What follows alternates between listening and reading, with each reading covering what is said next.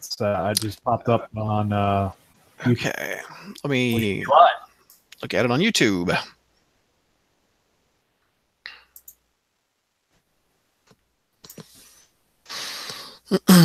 Yep, there we are.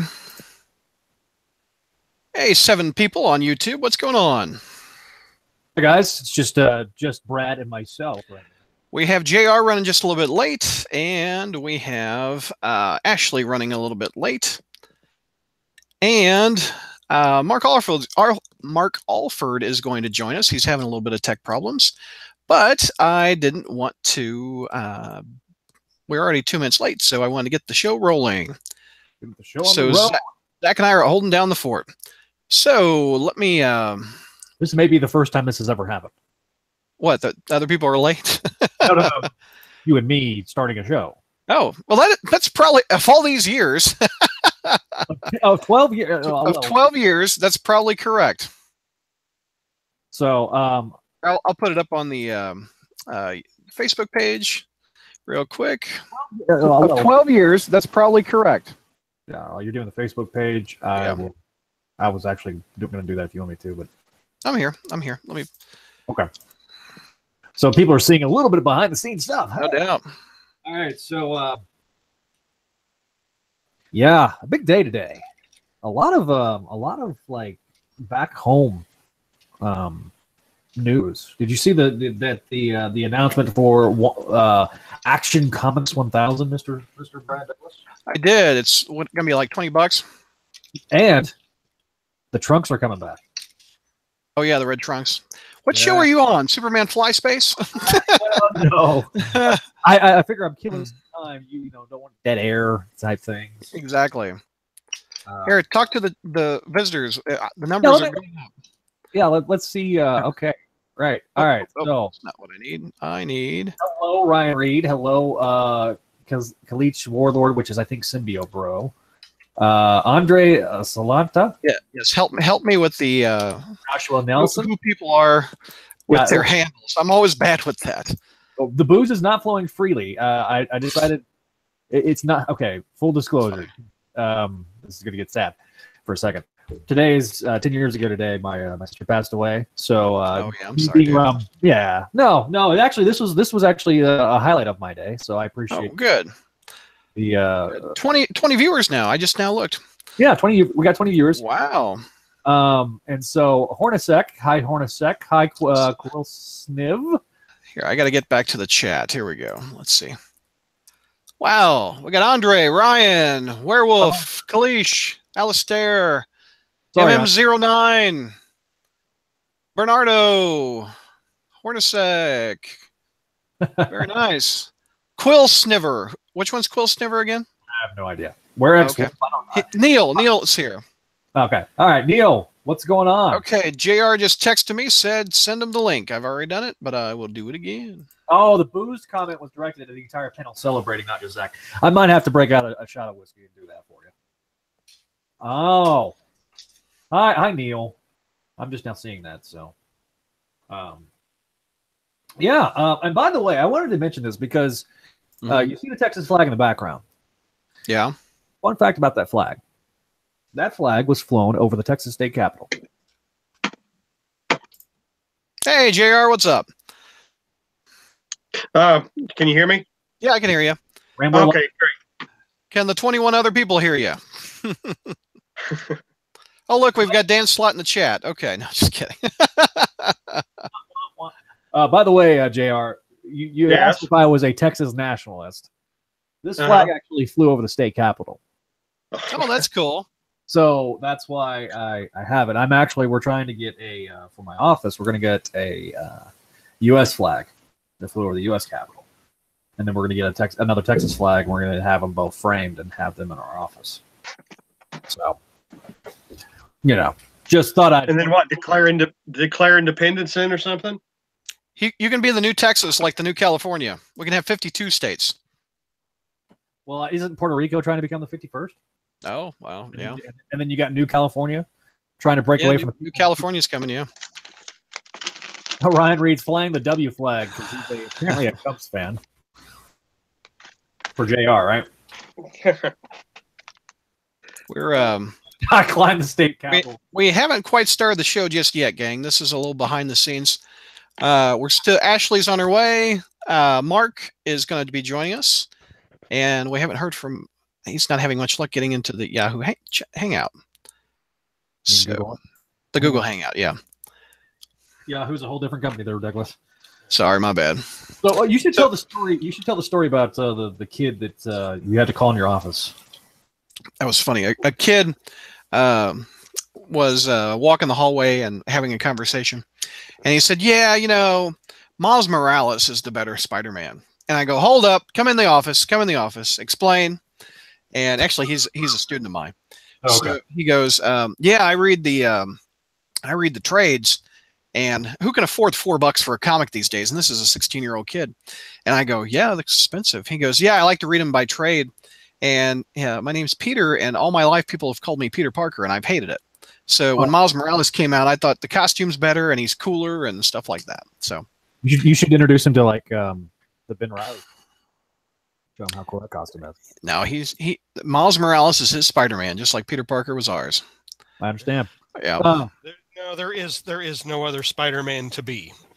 There is. Peter Parker is Spider-Man. That's it. I know. You're stuck in your ways, sir. I would agree. Spitting some knowledge. By the way, JR, did you get that awesome Goblin art preview with the Slott announcement? That's not with that idiotic red Goblin, was it? No. That's funny. Not that one. I'm talking about the actual Green Goblin art and the Stuart Immonen art. I mean, I've seen the one of him busting through the Spider-Man signal. Yeah, I've seen that one. That was no. I'm talking about the. I think he's the one where he's busting in the Daily Bugle. Oh, okay. I saw the black and. I mean, yeah, I saw the sketches of that. Oh yeah, dude, that's gorgeous. I haven't seen a color version yet, but yeah, that's the one I'm talking about. It's just the black. Oh, okay. That's gorgeous. That's a great Green Goblin. Well, I certainly hope it's the right one. Well, I know, but like as the Green Goblin, I mean, like wow, that's a, and then to screw it up the way they're going to. Oh, there's Ashley. Or thanks, Amazon. Ashley, there's your link.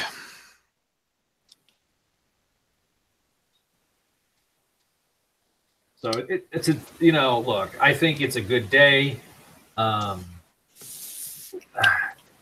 I know George was like Mr. Pessimist, and unfortunately, well, he's been tricked too many times, and haven't we all? But I'd said several months ago that that Slott was clearing the decks, and we're seeing a lot of that. And so we're thank you, Daniel Dordery, for if you're watching. Hey, while we're practicing, hey, oh, here comes Ashley. Okay. Hey, Ryan, I know that you are ready to go, and I'm going to add you first so I can see if it actually works. Hello. Hey, Ash. So a couple of things before you post. Here, Ryan, what is your Gmail address? So yeah, what I'm going to do is I need in the chat over here. I need you to give me your Gmail address, and then I will add it to the Google Hangouts, and then you can be online with us.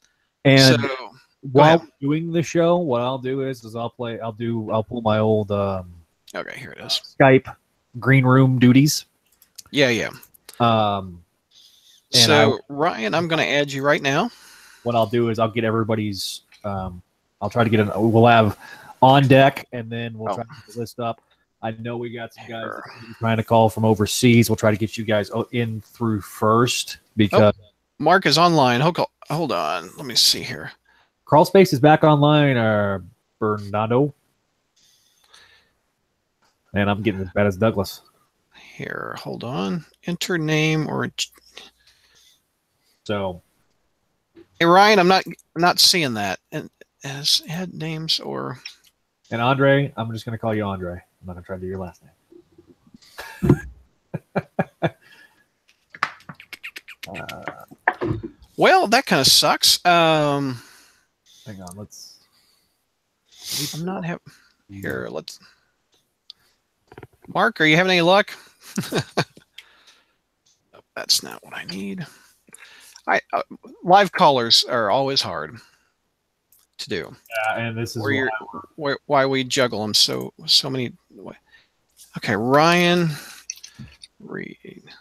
Nope. Okay, I can't find that.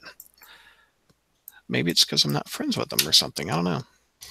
Yeah, this is a little bit different. Doing this on Google is kind of a. I might just. Hey, Ryan, I'm just going to email you because you can add it there.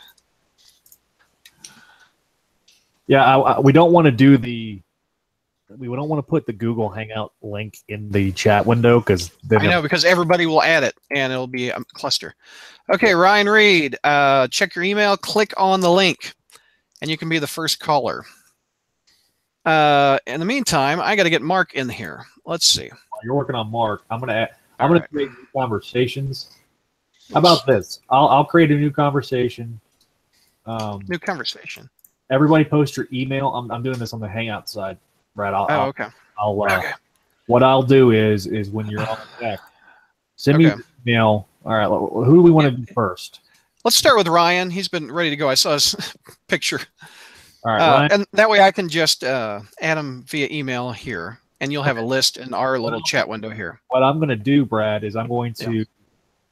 I'll create a conversation with Ryan on Hangouts. Okay.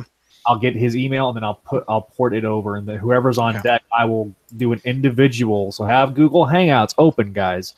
If you don't have it open, just go to your on your if you're using Chrome, you've got the apps. Just go to Google Hangouts. If you haven't never used Google Hangouts, then that's the way we're going to do it.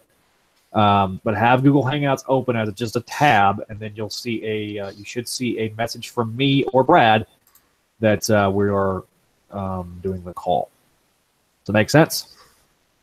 So Ryan, put your email back in the chat room again for me, please. And then I will do everything via text, so that way we're not talking about behind the scenes stuff when we go live.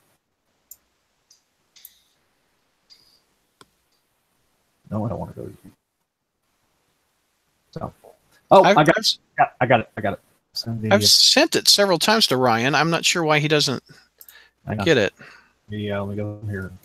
Paste. And read. Oh, there it goes. Hey, it's working. Hold on. There, I just sent Ryan an invite. Okay, I think Mark. Brad, let me get your. You post that. I've got the link. Never mind. It looks like I officially invited Ryan just now. Okay, Mark's email is somebody adding? There's Ryan. I see it's popping up. There I am. Got me. I see your logo of Mooper Films. There I am. There you are. Cool. I got you. Okay, that's how it's working. All right.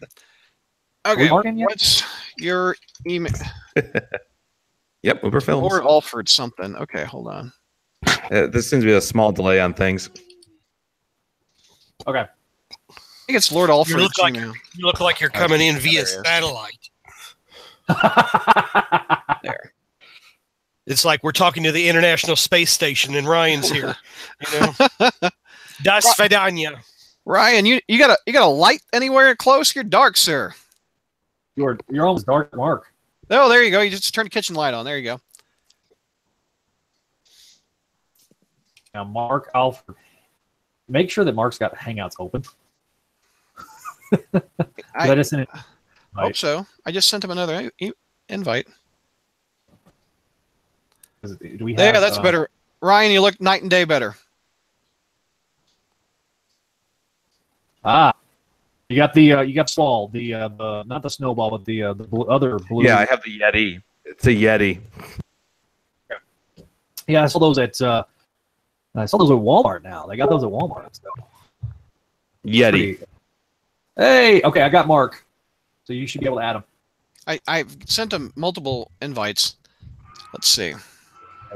Oh, there's Ashley's fan. Yeah, I got mine from a fundraiser and Amazon there, so I took it there. Oh, here comes Mark. Mark, what's up, dude? Hey, how's it going? Don't you love the internet? Finally got through on the phone. Nice. Oh, you got through on you're using your cell phone? Yes. Oh, that's funny. That's funny. Yes, you're gonna love it. It works great. Like me, that's why I have Frontier and 24 MPS per zat. Okay, let me. His Ryan, cell phone's probably working better than me. Ryan, you're going to be my first caller. Okay. Okay, sounds good. Okay.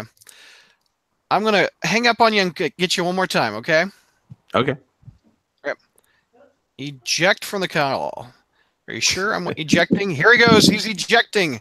You're not prematurely ejecting, are you? Stop. It's a family show. The old man's dirty already. I was about to say, how do you think you get a family in the first place there, dude? I speak from life experience on that one. Hey, Mark, can you hold the phone horizontal instead of vertical? It'll look better. There you go. That's better. Are you an Orange Lantern? Are you full of rage there, Mark? You should be happy, No, sir. Orange Lantern's full of selfishness. Oh, okay. Okay. Half your face. All right. Are y'all ready to start? All right. There we go. Here we go. What we're gonna do. Ryan is gonna be my first caller, and then we will go from there. And Zach will try to, if you want to get me another email for the second caller. Yes, you're my green screen worker or helper. Okay, coming down in 3, 2. Hey, Crawlspacers, welcome to a special last-minute put-together edition with breaking news, as they say. Let's introduce the panel for this podcast. We've got Zach. What's going on, sir? Hey, the more things change, the more things are the same. We went from Skype green rooms to green rooms. So now we're trying to Google Hangout green rooms. Yeah, and because we're talking about green rooms, I brought a Hulk cup. There you go. Hulk smash. Hulk smash. And we have Ashley. What's going on, Ashley? It's the second day this year we've had snow on the roads, and the world is ending. Well, there you go. Are you sure you and George aren't the same person again? That was very dark. That was very dark. Unfortunately, we don't have George, but we have Mark Alford, who writes for us on Cobwebs on the front page. Also known as Dark Mark. So what's going on, Mark? Yep. We got some light today. And we've also got snow. We had 11 inches of snow 2 days ago, and it was 50 degrees today. So looking at 60 tomorrow. Wow. And your electric company article was awesome this week on the front page. That was really good. Well received, too, I thought. And we have somebody that used to write articles about Spider-Man on the line. We have JR. What's going on, JR? I thought this was the show where we were getting together behind George's back just to make fun of him. George, unlike the rest of us, has something to do. So I asked Mark to step in for him. So lots of Stegron references for you guys. Lots of Stegron, please. And, every now and then when there's spider breaking news, I shine a light in the sky, a giant spider signal, and I say, who wants to talk? And all you guys said, we're sure.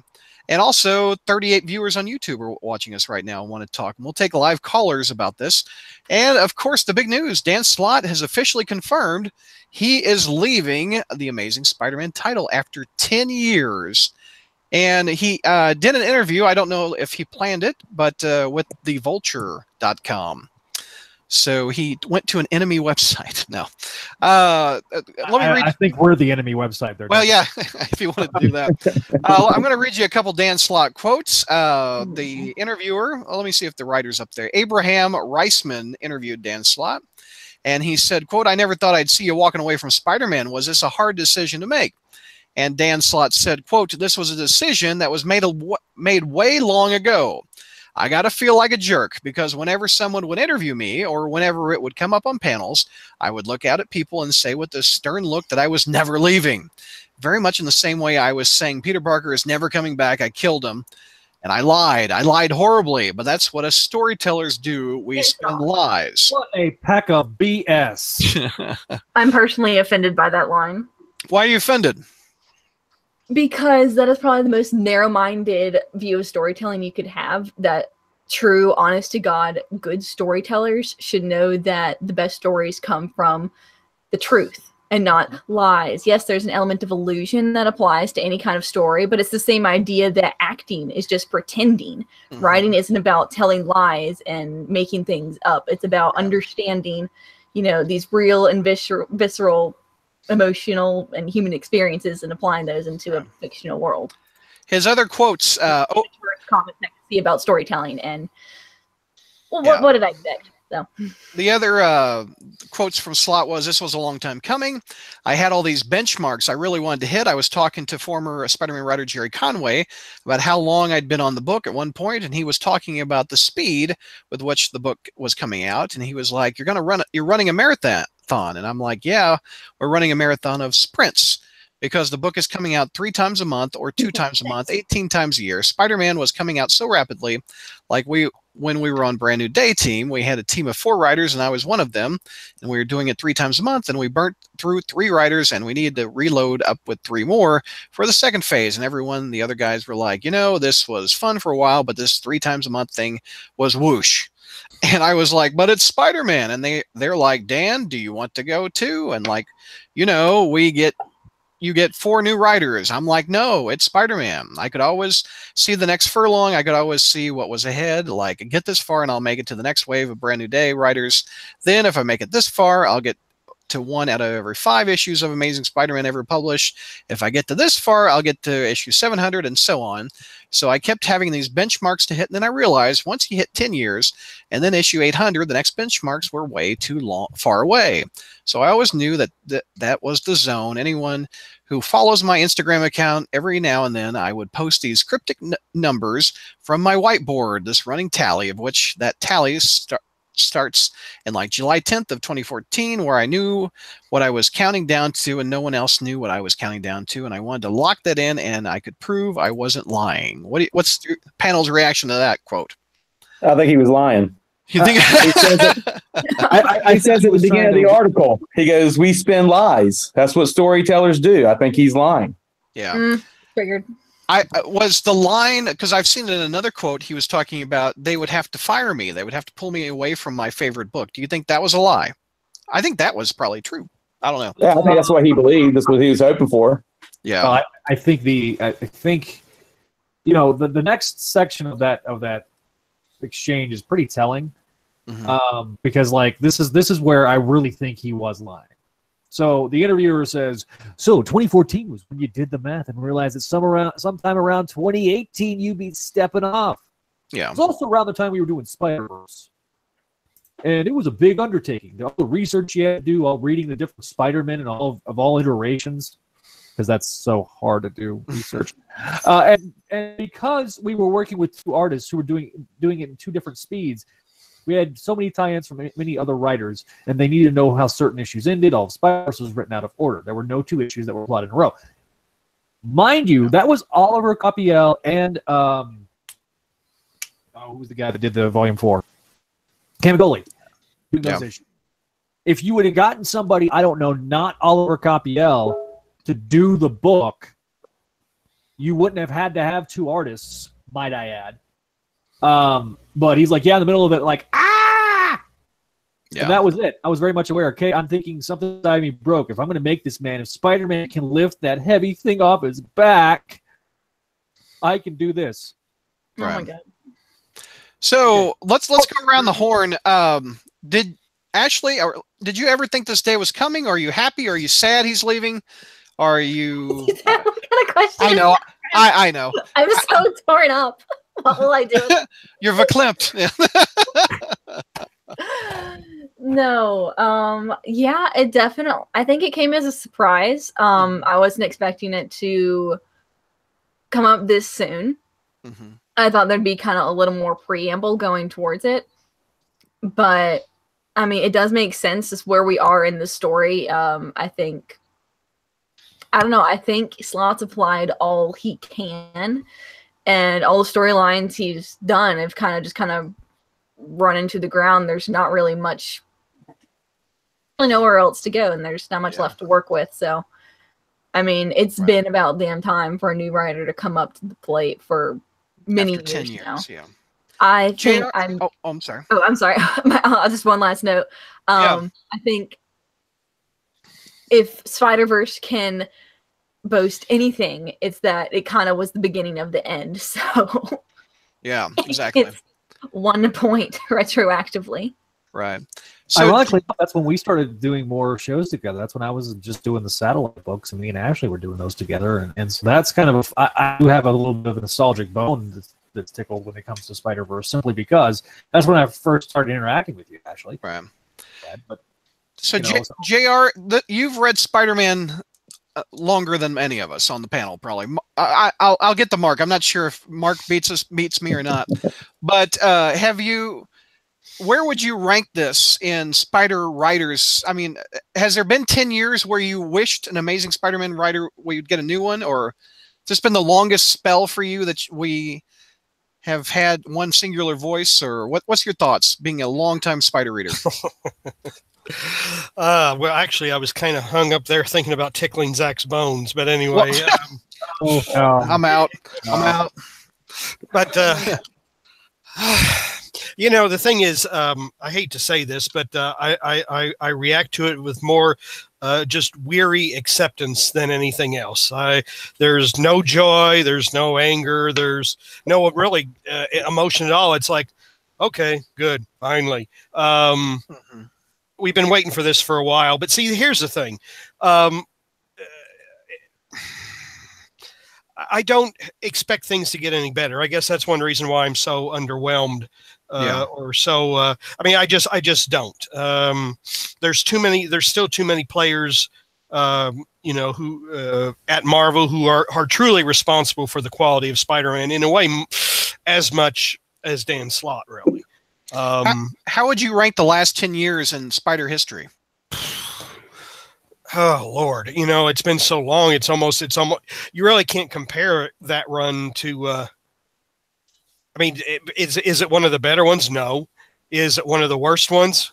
It depends. It's not Denny O'Neil bad, but boy, did he have some clunkers. I mean, he had some serious clunkers. So we can never really, and other than, he really never reached the nadir. Is that the way you pronounce that word?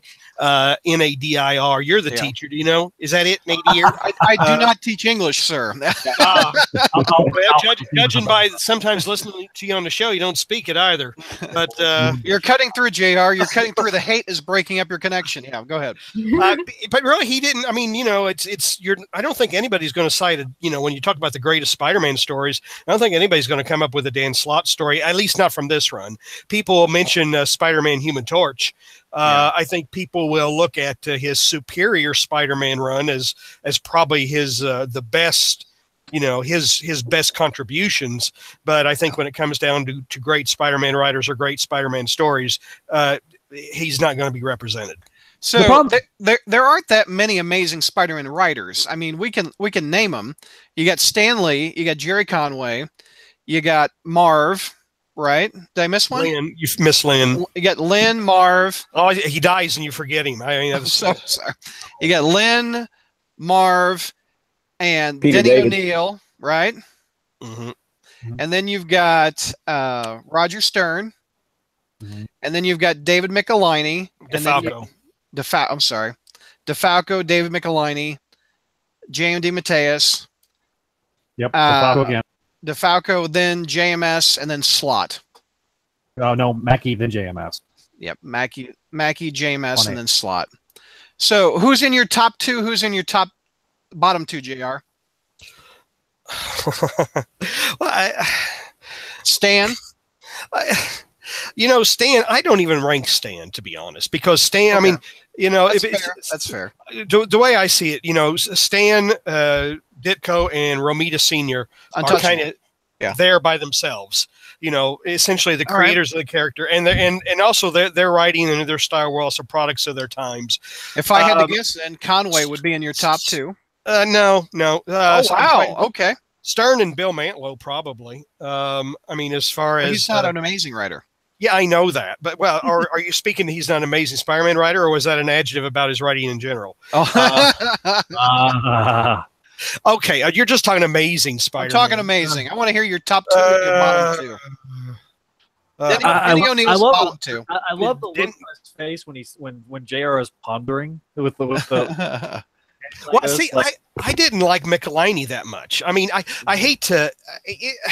I would put Denny O'Neil and Michelini, and to be honest, I don't see. I'm not trying to bash Michelini, really. I'm not. I mean, but he also had a very long spell, and I think that was he was the writer when Spider-Man was kind of at its you know, I mean, it was the 90s and everything was bad, and you know, we can't blame him. We can't blame him for the overuse of Venom, but you know, he contributed to it. You know, as I'm thinking about all these amazing writers, they almost all they don't stick the landing. They kind of just peter out, if that's appropriate for Spider-Man. Like JMS ended on One More Day. What I would argue that that the original Clone Saga was actually a pretty fun story. Yeah, it was. I agree. Who was it? Denny O'Neil ended with the Sandman and Hydra Man, right? Right around there. No, I think his last one was like the Red Ghost or something. Oh, yeah. And then the one that's coming to mind. Oh. I mean, Michelini had Life Theft, which was the parent robots. Michelini ended badly too. Yeah. Anyway, yeah. So okay, Denny O'Neil and Michelini for your bottom two. Your top two, but that eliminates Stan. Who's in your top two? Stern and Marv Wolfman. Okay, Marv Wolfman. Mark, how would you rank Dan Slott's 10 years in the overall history of Amazing? What do you think? Where would you put it? And how long have you been reading, Mark, by the way? Well, I've been a fan of Spider-Man since the Electric Company days, but I haven't really read solidly until the marriage. I picked up right before the marriage and read the ongoing from them, but I was reading back issues before that. Mm-hmm. I like Michelini just fine. I think most of the stuff that he's bad with was stuff that like the parent robots and the Lethal Protector that was kind of pushed on him. He did a good job with the marriage, deciding to keep it a positive thing instead of making it, always about ready to be divorced or something. I mean, he tried a little bit here and there. He messed up some, but I like Stern. His problem was the fact that Mary Jane was constantly wanting to sleep with him, which is not a bad thing, but you know. Yeah. So who's in your top two and who's in your bottom two, Mark? Well, I'll go ahead. I'll rank Lee. I'll keep Stan Lee in my top two. I like Stern also. Lee and Stern, yep. Who's in your bottom two? Conway's going to have to be in my bottom two. Not his first run. Wow. I know. Not his first run, but his second run was when he came back, and you have the Appalachian and the Willie Lumpkin and that was spec though, wasn't it? I don't think that was amazing. We're just talking amazing. Talking amazing, yeah. Oh, just amazing. Yeah. Slott's definitely going to have to go on my bottom too. There's so many good things he did, but he did so many bad things also that it's just not worth it. Right. And Ashley, do you want to chime in? I didn't give you a chance to do your top two and your bottom two. I mean, you're a fairly new reader, so we all know I'm so good with all the writers. So, unfortunately, I'm still kind of just stuck with Slott. I think someone in the comments put it pretty well that it's like getting a new writer at this point is like getting a new car because we've been stuck with this one for so long. This one's got a lot of mileage and baggage. I think I've actually had my car for as long as Slott's. Well, you've been reading. What year did you start reading? Your whole Amazing Spider-Man history with the comics is Slott's run. Yeah, I mean, you haven't been reading longer than 10 years, I don't think. I started Amazing back maybe like 2013, and I've been reading. I started with Ultimate back in 2008, maybe. Right. Oh, we're going back to high school. Oh, so much. Yeah. So Zach, who would be your top two and who would be your bottom two, and where would Slott land? Here's the thing. I think that the first DeFalco run and the Stern run, to me, are pretty much some of the best Amazing Spider-Man work. Period. They would be both in the top 10. I love Stan Lee. I do, but I'm kind of like JR. Lee is so. It's hard. It's hard. You'll never top him. Yeah. Right. It's hard to rank Lee because he was the creator. If I'm including Lee, then it would be Lee and Stern. Yeah. when we're talking about bad landings, you also got guys like JMD Mateus. His ASM run ended with the robot parents, or not robot, the maximum clonage, not robot parents. Oh, yeah. And so that is not a very good way to end a run. But his run was so short. Yeah. And I would put DeFalco, unfortunately, kind of lower on that list. I think you have to put second run especially. Yeah, the second run, and I don't think that was his fault.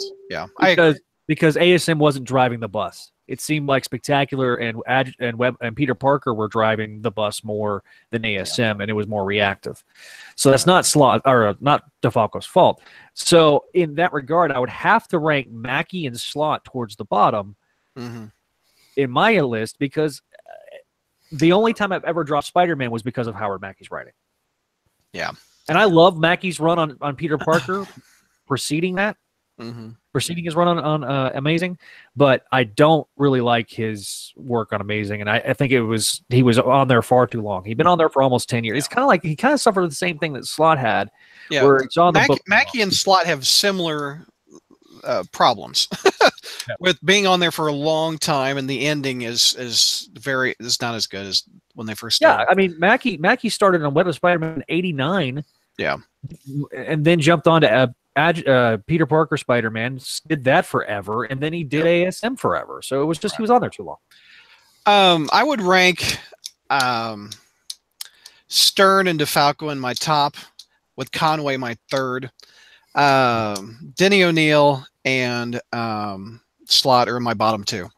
And the problem with Slott, I'd narrow down. Is it's so segmented because you've got the Brand New Day era, you've got the Big Time era, you've got the Superior era, you got Volume 3 era, you got Volume 4 era. If you're doing it as a collective, then it's hard to be that objective because there's a lot of bad, but there was some good. Right. So we all agree that he outstayed his welcome? Do you think he could have left at the end of Superior, or what's your thoughts? Ashley, what were you thinking? Because you just shook your head for a minute. Leaving after Superior would have been the best, because that was probably the best thing he contributed. Because there was one point in the article where I'm like, yeah, I totally agree with him that stuff like the what was it called, the Big Time arc. Mm-hmm. Yeah, it's not typical of what we would see with Spider-Man or expect of the character, but with writing, you always do want to branch out and try new things and kind of push your resources and the tools you're given to the limit, and just try out these new things. I do completely agree with that, but the execution was just so far off the mark that, I mean, you're really not getting many points there. But if he'd left after Superior, I feel like there'd be a lot less damage done to Peter's character and everything. Honestly, if he had just stayed away from writing Peter, that'd be it. JR, do you agree with the leaving after Superior, or when do you think he should have left? Or to be honest, I don't think when the quote unquote brand new day era was over, I think everybody should have been swept clean, brought in somebody else. I didn't think he should. I think he should have been done then, frankly. Yeah. Let me ask you guys a question, just you Hulk fans. Wasn't Peter David on Hulk for 10 years? Yeah. Okay. Now I'm just curious, because we've been talking about a 10-year run and, being there too long. Was Peter David there too long, or was he still going strong when he I guess he got fired, didn't he? He was still going strong. I agree. I think he was still going strong. I think he was messed with the Heroes Return and the Heroes Reborn stuff. And they were going to cancel it, I think, and give the Hulk to one of those Image guys back in the 90s. But his last issue of Hulk was amazing, literally. The Incredible was amazing. Incredible. It was incredible. I'm sorry.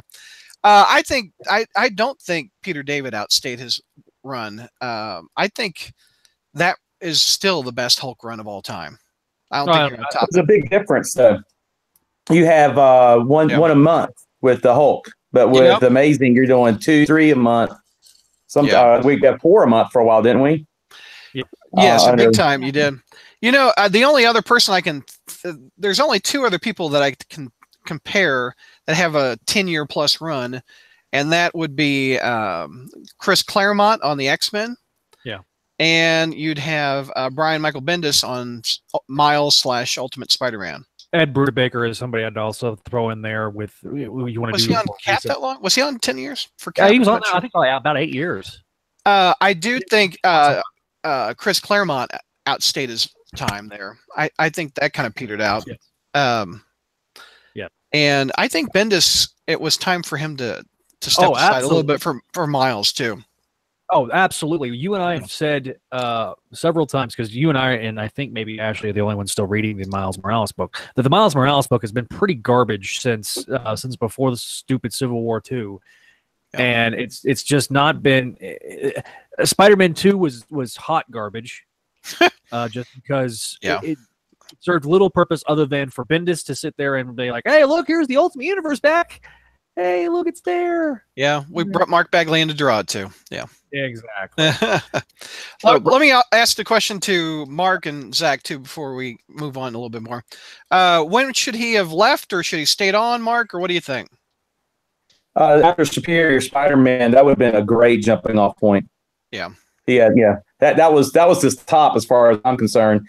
Yeah. I thought it was real risky giving him the reins to take that storyline as far as he did, but I thought it was well executed. Yeah. Didn't leave it on a high note. Zach, what do you think?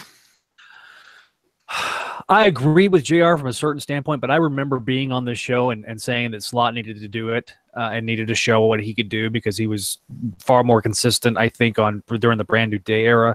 But yeah, absolutely. The time that Slott should have left was after Superior. You look at what happened afterward.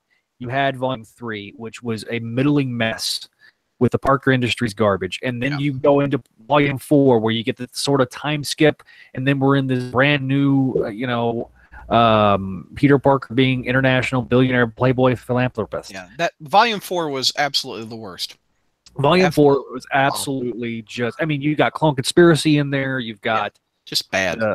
It's just bad. Zodiac stuff was garbage. And well, guess who just texted me? George is going to hop on. Hey. Okay, we got to get George in here. Well, I just lost my train of thought. Here's the question to the panel again. In that quote from the Vulture article, he talked about how he wanted to hit a number. Do you think that was more important than good storytelling? No, I think it was just something that took the place of his good storytelling. Mm-hmm. Yes, I think it became less about writing stories that were going to benefit the readership, and it became more of, can I beat the record? And having been a guy that likes sports, I think Mark's a sports fan too. Who's your team, Mark? UNC. Okay. So you being a USC guy, you know firsthand how it's like, what it's like. I'm assuming Southern Cal, right? Or are you talking North Carolina or South Carolina? North Carolina, University of North Carolina. UNC. Okay, I apologize. So you being, and I'm sure you're a big basketball fan. So being a big basketball fan, UNC has been one of the powerhouses for such a long time. I'm a Cowboys fan, so we had a couple 20 years of sustained playoff run. You see Patriots fans run through all this too. So there's certain people like Cal Ripken. He was trying to get the all-time games started record, and at a certain point, it became all about getting that record. And then he finally sat down the next day after he broke it. You see these guys like Peyton Manning in football that were going for the record. And you can kind of tell they were going for the record. The most infamous one was Michael Strahan getting his sack record. Brett Favre just sat down and Michael Strahan touched him. It was kind of garbage. So we've seen where people start focusing on setting records and not focusing on the excellence of performing. And I think that what we've seen, especially with Volume 3 and Volume 4, it became, okay, I can achieve this record if I just do this. And I think in the back of his head, it was all about the record. Yeah. And I don't think that it benefited the readership long term. What do you think, Mark? Was it? Well, okay, he said he wanted to. One of his goals was he wanted to outlast Bendis, but he gave up on that, and then Bendis says he's moving to DC.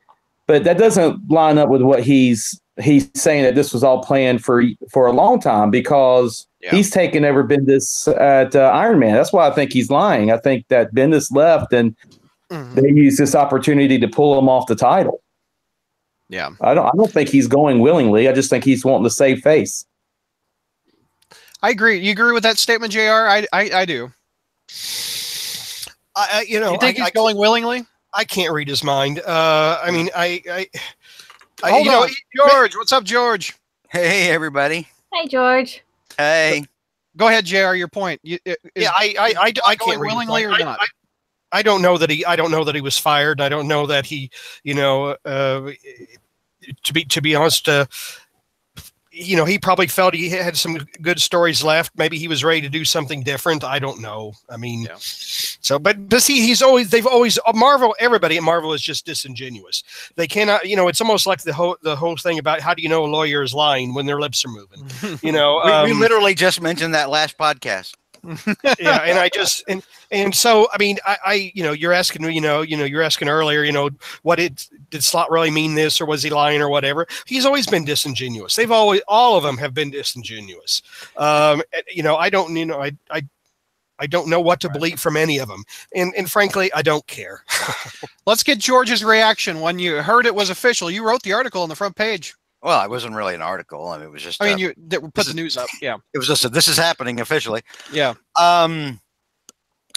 It's sure. I mean, we've been waiting for this day. Oh, hey, Dark Mark, by the way. And hello, everyone in YouTube land. No, I mean, we've been waiting. A lot of us, most of us, if you're watching Crawlspace, probably, or listening to Crawlspace, I would say the majority of our crowd has probably been wanting a writer change for a while. I'm just going to go out on a limb and say that, especially when you look at the likes on our Facebook post compared to how many liked the news. Oh man, that Facebook post had a ton of likes. I know, right? And wow, got a lot of angry faces too.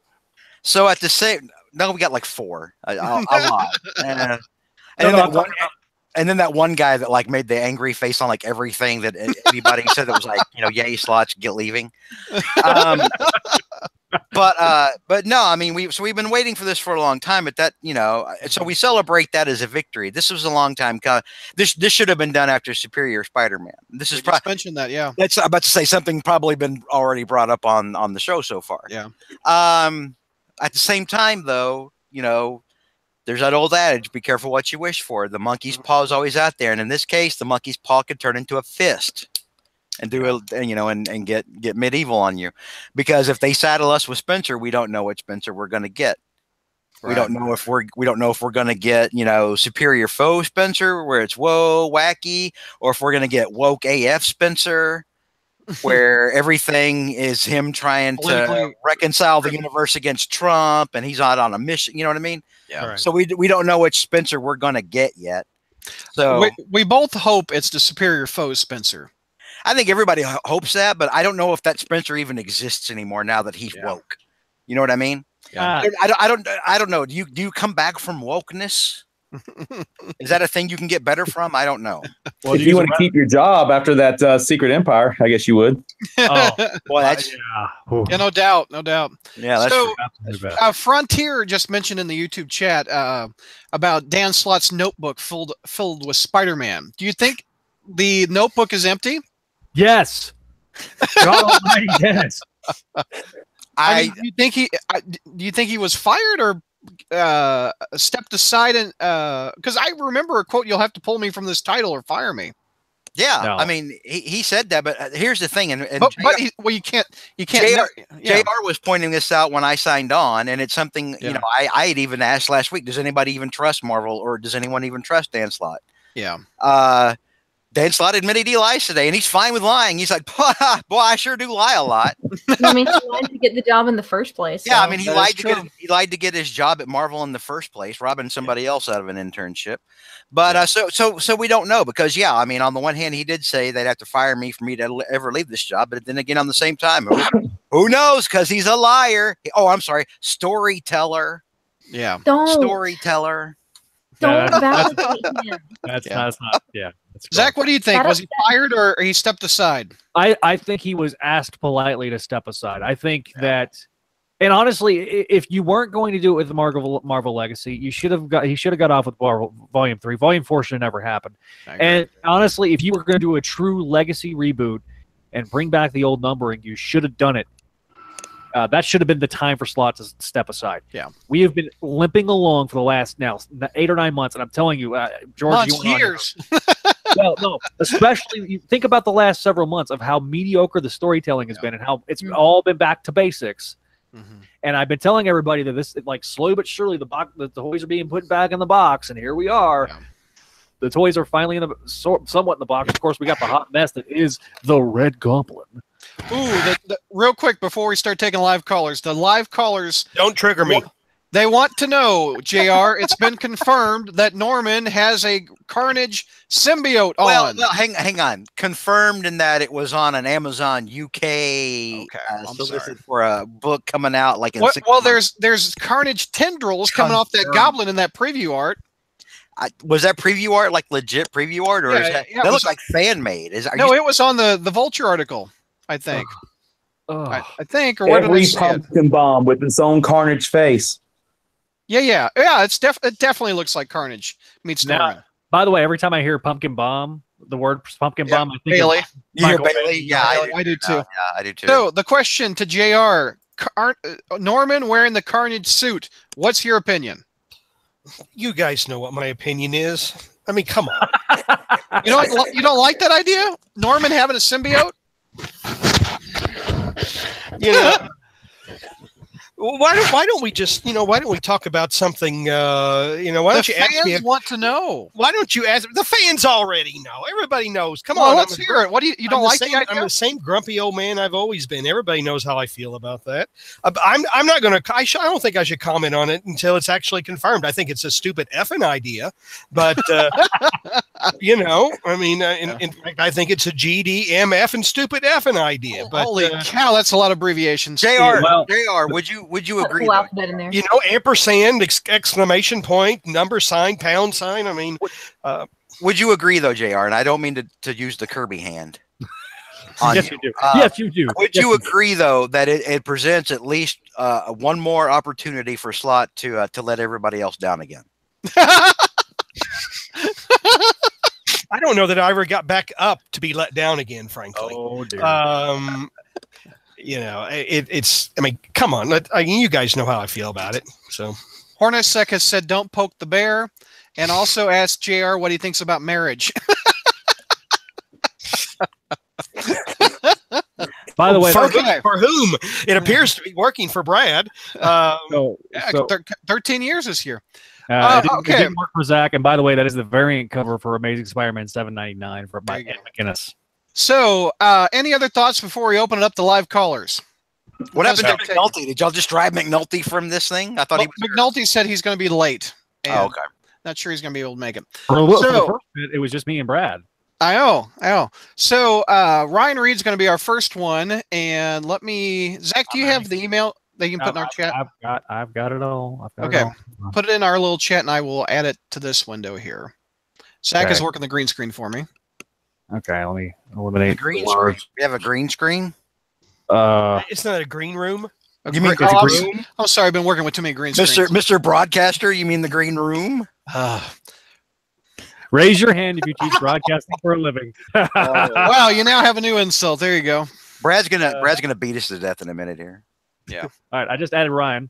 Oh, you did? I'm sorry, I look like a disheveled pot smoker. I apologize.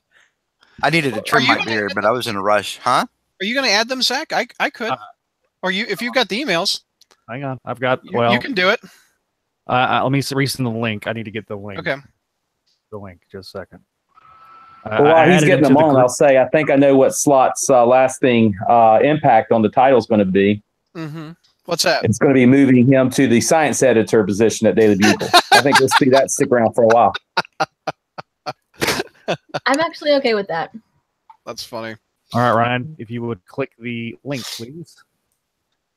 We're going to add these folks one at a time, and I will. And let's not go too long because we've got 39 people that probably want to say something. So. This has Fuster Cluck written all over it.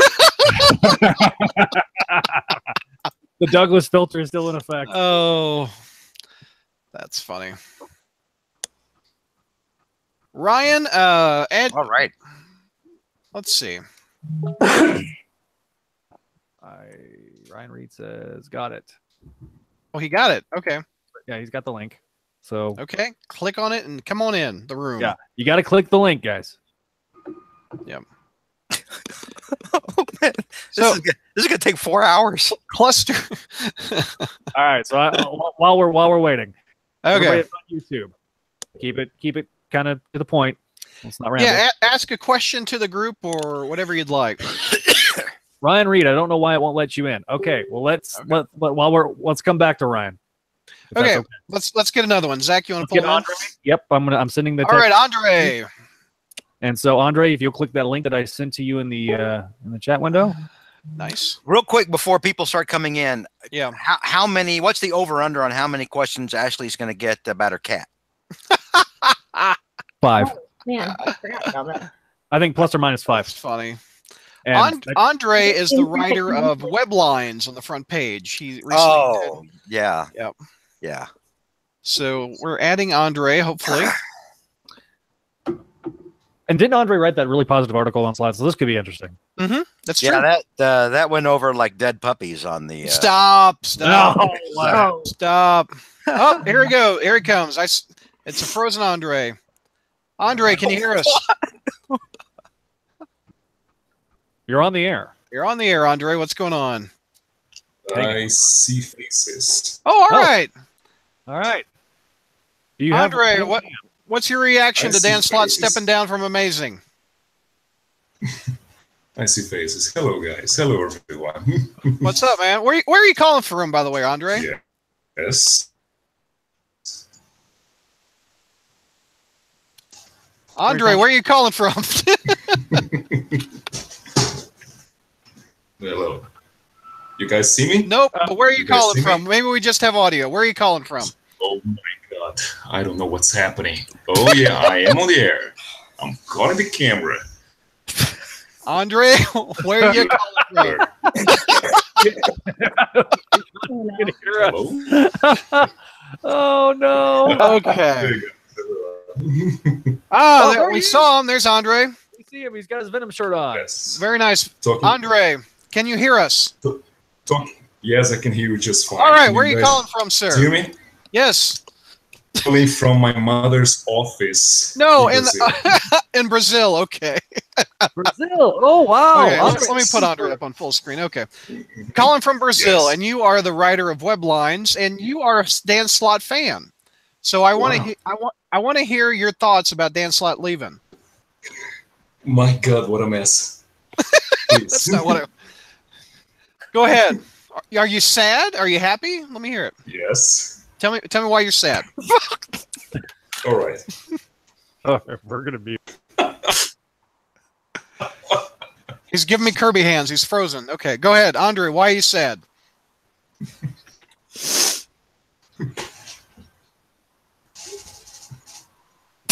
Yes. Okay, Andre. Good talk. all the things. I don't think we're going to be able to get Andre. I'm sorry. Yeah. Sorry, Andre. We can't hear Sorry, you. Andre. I can't hear a damn thing. Okay. Bye, Andre. Thank you. Okay. All right. Who we got now, Zach? All right. well, Boy, let we me- started off strong, aren't we? Oh my God! boy. This is going to be an avalanche of. All right. So let's get. Who we got? Let's get Hornacek. Hornacek, please. Hornacek. I wonder if Hornacek has a webcam. We can see Hornacek. We can only pray, Brad. Please, There's only one way to go, but up after that. have a webcam. And that's not Andre's fault. Hornacek better be wearing a monocle. Like Mr. Peanut, you know? Or the penguin. Hornacek, Zach has invited you, I think. I'm trying. Well, no, I'm trying. Well, Ryan, here's the thing. I mean, now that we've gotten to the queue, Zach is probably trying to add people who've gotten up to get like a drink or went to go take a leak or something. so sorry. So, like, We they- have a microphone. Okay, so Hornacek's not going to be on. Okay, so we can't get Hornacek. Oh, Hornacek doesn't have a webcam or a microphone. Well, that's a problem. that Yeah. would be a bad deal. Okay. Yeah, Ryan. I don't know why Ryan's not allowed. For some reason, it's not allowed to add him. So you may have to add him Let manually. me see if I can do him. Yep. So Oh, Ryan. that's Sorry, Andre. Damn it.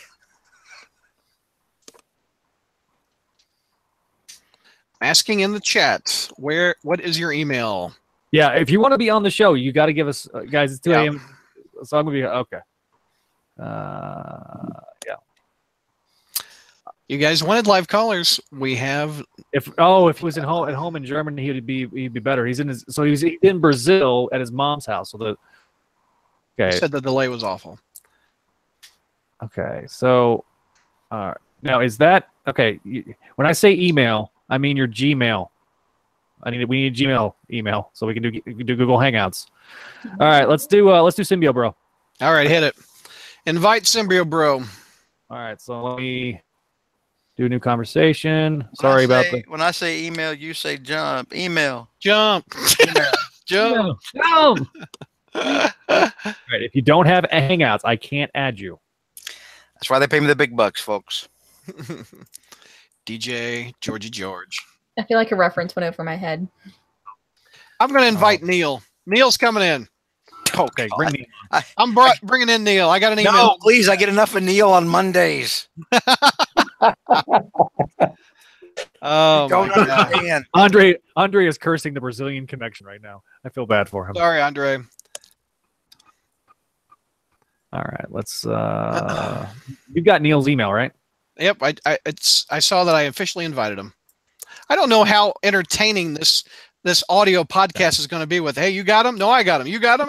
He's in Brazil? Brad, you got a connection?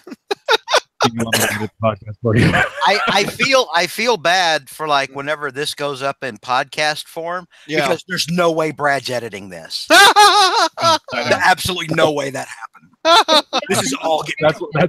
That's why I have complete faith in Brad. So if this you're new here, Dark Mark. Trust me, it won't last. Well, I like to stay here. All right. So all right, let's just take live questions in because this obviously is not working. Okay. YouTubers, I am ready for questions for the panel. Go in the chat and let's start asking us questions. Our bodies are ready. Our bodies are ready. Anyway, Right? I'm ready. Sure. Yeah. Well, we're not done with Slott. He says he needs 18 to 20 more issues to outdo Bendis, so he's going to get some extra limited series or something. What he'll do is he'll do like a year-long team up between Stark and Iron Man that I can ignore safely, and not have to read, and then he'll count that shit in there or whatever. He did say he was taking the hyphen with him over to Iron Man. Yeah, what's your opinion of him writing Iron Man? Don't effing care. Not my problem. I just sent an invite to Xander Morningstar. Let's see if Xander can get on the line. I think Kalish Warlord had a good question in the YouTube comments. Oh, read it to us. If you could erase one Dan Slott story from existence, which one would it be? Oh, that's so hard. Peter Parker, CEO. Easy. Yeah. Dead No More. Dead No More. Which one was that? Clone Conspiracy. Yeah. Oh, yeah. Actually, I amend my answer. It's Clone Conspiracy because bleep that. All right. I also got Grant Alford on. Wait, deck. Grant Alford. How many Alfords are we going to let in here? Who knows? Frontier. Symbiotes. Frontier asks, what do you expect from Slott on Iron Man? The living meme, Neil is here, so I'm going to add. So they've added me to the call. Let me. Does anyone even read Iron Man here? Oh, we have Marcus Alford. What's going on, sir? Oh, whoops. All right. Any relation to Mark Alford? Yeah, I'm his son. Oh, Brad, as if it isn't obvious, they're wearing the same color t-shirt. All right. That's awesome. The only way we can get anybody on the line is at two Alfords at once. Yeah. and Marcus looks like Mark, except younger and more handsome. Oh, thank you. So, Marcus, I guess you're obviously a reader of ASM, right? Okay. I read a lot of Miles Morales more often than Amazing, though. Okay. Well, it was good having you on, Marcus. So, I can plug the Carnage Swarm. Oh, what do you think of Carnage Osborn? Oh, I like it. I like Carnage a lot. Okay. Hey, So- that right there. This is the guy who came up with Carnage Swarm. Carnage Swarm. That's funny. Oh yeah, that's a skeleton covered in bees with. So Marcus, what's your thoughts on Slott leaving ASM Oh, it's after about 10 years? time. Like, I have to listen to my dad complain about Slott all the time. So That's funny. Which is weird because both Neil and Dark Mark have consistently given ASM higher grades than we have. Yeah. On the so front. I'm telling him, like, he's given a story that doesn't have Spider-Man in it, except for maybe 2 panels, like at least a B or something. I'm just saying if it doesn't have Spider-Man, it deserves an F. Well, yeah. Yeah, there was very little Spider-Man for Slott to ruin. What an interesting grading scale. That's funny. So Grant, are you in the same house as your dad right now? No, I'm at college. Oh, okay, cool. That's funny. So, Mark, Dark Mark, you don't look like you should have be old enough to have a college age son. So congratulations. Well, there you go. Mark, how old are you, by the way, Mark? You're not beating JR, are you? No. Dude, I'm FDR 47. His original teeth. He has his original teeth. Wait, can JR Pettinger do the bitter beer face? JR still remembers Grover Cleveland's second term. And trust me, it wasn't as good as his first one. even though he had 4 years off to improve, he didn't. That's funny. Mama, where's my pa? He's gone to Washington. Ha ha ha. If you're a history guy, That's so funny. all right. Okay. Yeah. So, Okay, cool. Sorry. So, Marcus, what do you think of how long you been reading Amazing Spider-Man? I'll like read the back issues that my dad has on the Kindle and stuff. He has Marvel Unlimited, so I'll go through and read some of the back issues. Right. What's your favorite Slott story, and your least favorite? I really like the Superior Spider-Man storyline. Yeah. But I'm hoping with Red Goblin here getting some Carnage in there, it's gonna be pretty good. You're delusional. No, we just need more symbiotes in general. Oh, dude, you're getting it with this awful arc. Have you been reading Venom Inc.? Oh no, I haven't. Dude, you're gonna change your tune about symbiotes after reading this. Okay, if you haven't read it, it's not too late to never pick it up.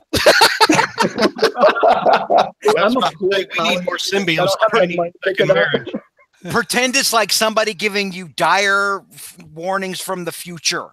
George is like a warning label from the Surgeon General. This comic will give you cancer. All right. Well, Marcus, I appreciate you coming on, man. You're the only one that's worked so far that's come through. All right, man. Thanks for watching, man. All right. Bye, son. I've got Neil on the line. Oh, you got Neil? All right. Let's get Neil. Let's bring Neil in. They're starting to work. Yeah, so I've sent him the link. He's going to be clicking the link. While we're doing that, if Andre will text me his question, he's trying to write it to me right now, so we can at least go from there. I know there's about a 30-second delay between YouTube and live. Anyway, something else. Jump in, Neil. Yes. Oh God. Cross your fingers. We got Neil coming on. We're going to get 2 ASM reviewers in one show. What do you think, Mark? Well, maybe. It's happening. It's happening. Neil, it's happening. I've got a system that's working now, guys. Good. So. Neil, what's up, man? It's going on great. Thanks for having me on here, guys. No problem. And do you have a webcam or is it just audio? Looks like it's just gonna be audio for now because my camera is not wanting to be cooperative tonight. Oh, well. You're on the line with Mark Alford, your fellow ASM reviewer. Oh boy, hello, Hey, Mark. Oh, pleasant memories from the battlefield of Volume 4. So Neil, let me hear your 2 cents. What do you think about when you heard this news today? Well, actually, thank God. Because I think it's well known that I am a deriter of Slott's work, and it's very justified to be a deriter of Slott's work. But there was a time when I actually liked Slott, and I know people will shoot me for saying that, but no, they won't. We all were a fan of Slott for a time. Not me. I most of us. love the Human Torch mini with Spider-Man, and I think that's one of the reasons everyone was like, "Hey, let's let Slott take the title on full time." And then I do enjoy a couple of the first few arcs of Big Time, but he fell off somewhere around Ends of the Earth, and then I just never think he picked up that same steam again. His quote was that he was trying to reach a milestone. Do you think he was trying to write for the milestone, or do you think he was just writing because he had more stories in him? A little bit of both, I think. I think that he was definitely trying to reach that milestone, but he had some ideas in the back of his head that he thought were great, but that they either never came to fruition, or they're the absolutely crap ones that we got in Volume 4. Yeah. Right. So, would he rank at the top or the middle or the bottom of your ASM writer list? Favorite and least favorite? Definitely near the bottom, just because he's had so many bad stories that outweigh his really good ones. Yeah. That it's just not comparable anymore. Right. Oh, I don't believe that. You give him such consistently high ratings. Oh yes, those Fs were very well deserved. They call you Nice Neil. Success. What was the least favorite issue? Do you guys remember that you guys reviewed on the front page? Power Play. Which one was Power Play? Volume 4, number 12. And so it's funny because I made a prediction back when I reviewed number 12 that this was a cry for help from Slott to Bendis, saying, let me write Iron Man. And now that this is coming up, I'm like, I must be psychic because all my predictions are coming true. Woo. Yeah. Yo, this is the second time somebody on the Crawlspace has predicted a Dan Slottism. We had Chris who predicted the Superior Spider-Man story, and now we've got Neil who predicted that. Please don't call me. Is it your ex? What is this? No. Somebody's trying to call me on Google Hangouts. I can't answer the line. Just add me. Just sending me a message if you want to add on Google Hangouts. Mark, what was your lowest graded Slott issue that you reviewed? Do you remember? Or the one that you hated the most? Well, you maybe start with Amazing Grace. So Slott at least got a. I forgot about that. That wasn't Slott. That was. I know, but so that made all his stories automatically better. Well, no, that was Jose Molina, I think. Yeah. So also, Mike McNulty predicted the Goblin Carnage suit in the last podcast. Yes, that is true. Yeah, so props to him. Neil, any questions for the panel? What would you like to ask us? You got something? What did you think of the MC2 universe as a whole, outside of the Mayday stories, which I know a lot of you guys like? What were your opinions on like the rest of the outside, like A Next or the wider universe? I think Zach's the best one to answer that. Well, I'm working on for our MC2 show over on Spidey. We're actually going to be doing A Next we're doing an A Next episode. So I've just been reading the A Next books like last week. And the Juggernaut and J2 book. So I like those books. They were really well drawn. I think MC2 doesn't get everybody focuses on Spider-Girl because it's just so much a big part of the series itself, and the MC2 was really Spider-Girl and everything else. But if you haven't read those, at least go pick up the first two. If you can find them, go pick up the first two digests, and then you can go pick up that fantastic Anext and Buzz, or the Buzz and Dark Devil digest as well. Those are really all of them are good if you can find them. The problem is they're out of print, so they're kind of hard to find. But you can probably find one on Amazon. They may be, and I'm hoping if the Amazon solicitations are proven to be true, we may be getting like an epic book collection of Spider-Girl. So that would be. Oh, we are. It's been confirmed, I think. That'd be cool. Actual solicitations. Yeah.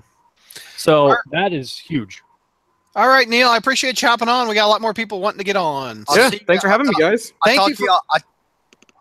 Go ahead, George. Sorry. I'm trying to say something to Neil. Oh, no, never mind. He's already gone. Sorry. All right. So whatever.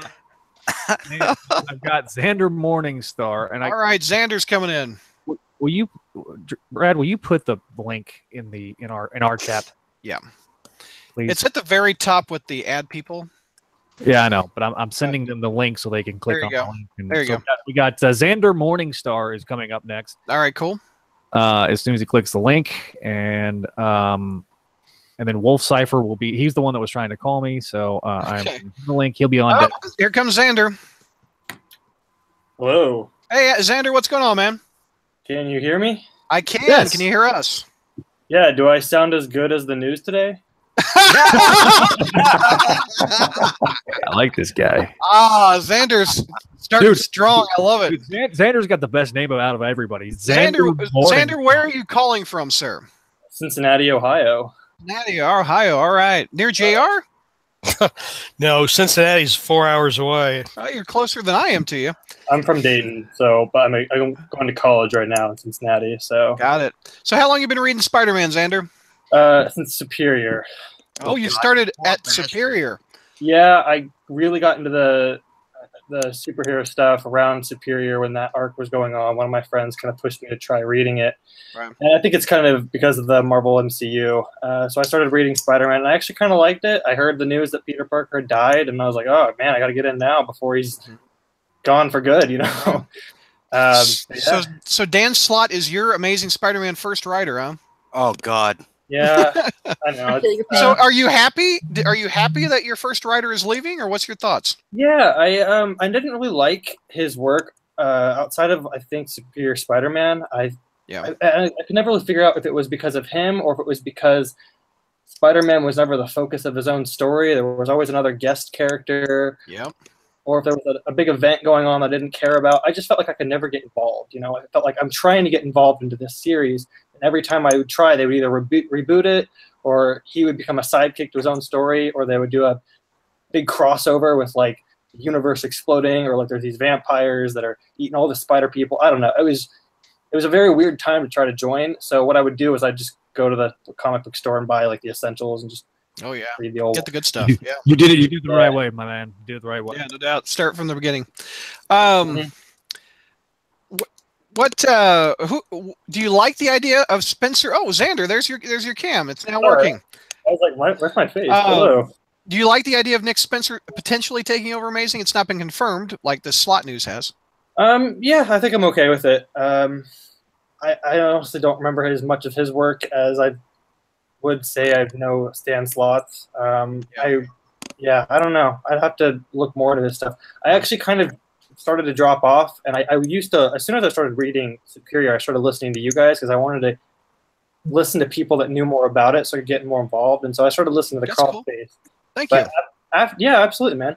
But after I kind of got sick of having to start over and over again, I kind of dropped it because it was just the same thing. You know, I didn't want to have to listen to the same, basically the same ranting of Dan Slott sucks because everything keeps changing. And I don't know, I just got tired of it. So I kind of set it aside.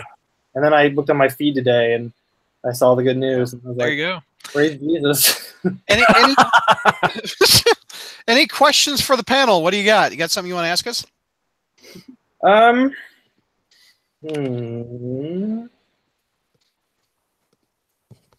Yeah, I haven't really thought of a question. I guess I should have prepared. Okay. That's the whole point of picking live callers. Don't let settle down. I think. Oh, I know. I've done live calls before, but it's always just been a part of the conversation. I think the thing is, though, if there's one person I didn't like, I disliked more than Dan Slott, I think it was Amy Pascal. She's not an Amazing Spider-Man writer, though, but that's funny. I know. But Never will be. Actually, she was in the movie. She was involved in those movies, and so I don't know. But I guess where do you guys want to see the story going? I know you mentioned that somewhere better. You mentioned that you didn't want to see Norman become Carnage. I think we're slowly getting back to that with him being in the Bugle, and that's a good first step. That's him kind of putting the toys back in the box a little bit. Yeah. And you mentioned you didn't want to see Norman become Carnage, and I mentioned in the comments, I think that's a weird, like, anime waifu dating sim thing that doesn't need to be in Spider-Man. Like, that's just crossbreed. No, I need it. Someone make this for me. Spider-Man. You want Black Cat and Carnage? I don't know. Ashley, you want Norman to have the suit? Is that what you said? No, I want the Spider-Man waifu dating sim. I don't even know what that means. I think the only two people that would know what it means in this room are George, possibly, and the National. Wow. All right. Pick your favorite female character, and so Xander, since you're a new reader, since Superior, what do you think of the spider marriage? You like them married, or what do you like? I don't know. I've always kind of been like, they had a marriage going on, and they kind of like erased it and acted like it wasn't there, and now they're talking about it again. I don't know. That's the thing with Spider-Man. Like, it's been around so long, and so like they have to keep rebooting it for like people like myself to join in. And I don't really think that them not acknowledging something that's happened already. You know, hang on. Let me interrupt you here because I've heard this before. They don't though. Really? Okay. They absolutely don't have to keep rebooting for people to jump in because Brad, when you and I jumped to it, when JR jumped it, well, JR was already full of Methuselah was a small child when yeah. JR started. Yeah. When Spidey's diaper, yeah. When Spidey Dude jumped into it, when Ashley jumped into it, we were jumping in the middle of something. Yeah, and I want that. You know, I want to be able to join in and see, all right, where are we at right now? I don't want it to have to be like the same story over and over again. Yeah. And like right when I started reading, Silk was a thing, and like they were messing with the origin of the story. And being a creator myself of my own content, I work with video games and also trying to write my own comics. But that's cool. Yeah, I don't like. It's interesting to be a reader and then try to write your own stuff because I see what I don't like and what I don't think works, and I want to tell one coherent story.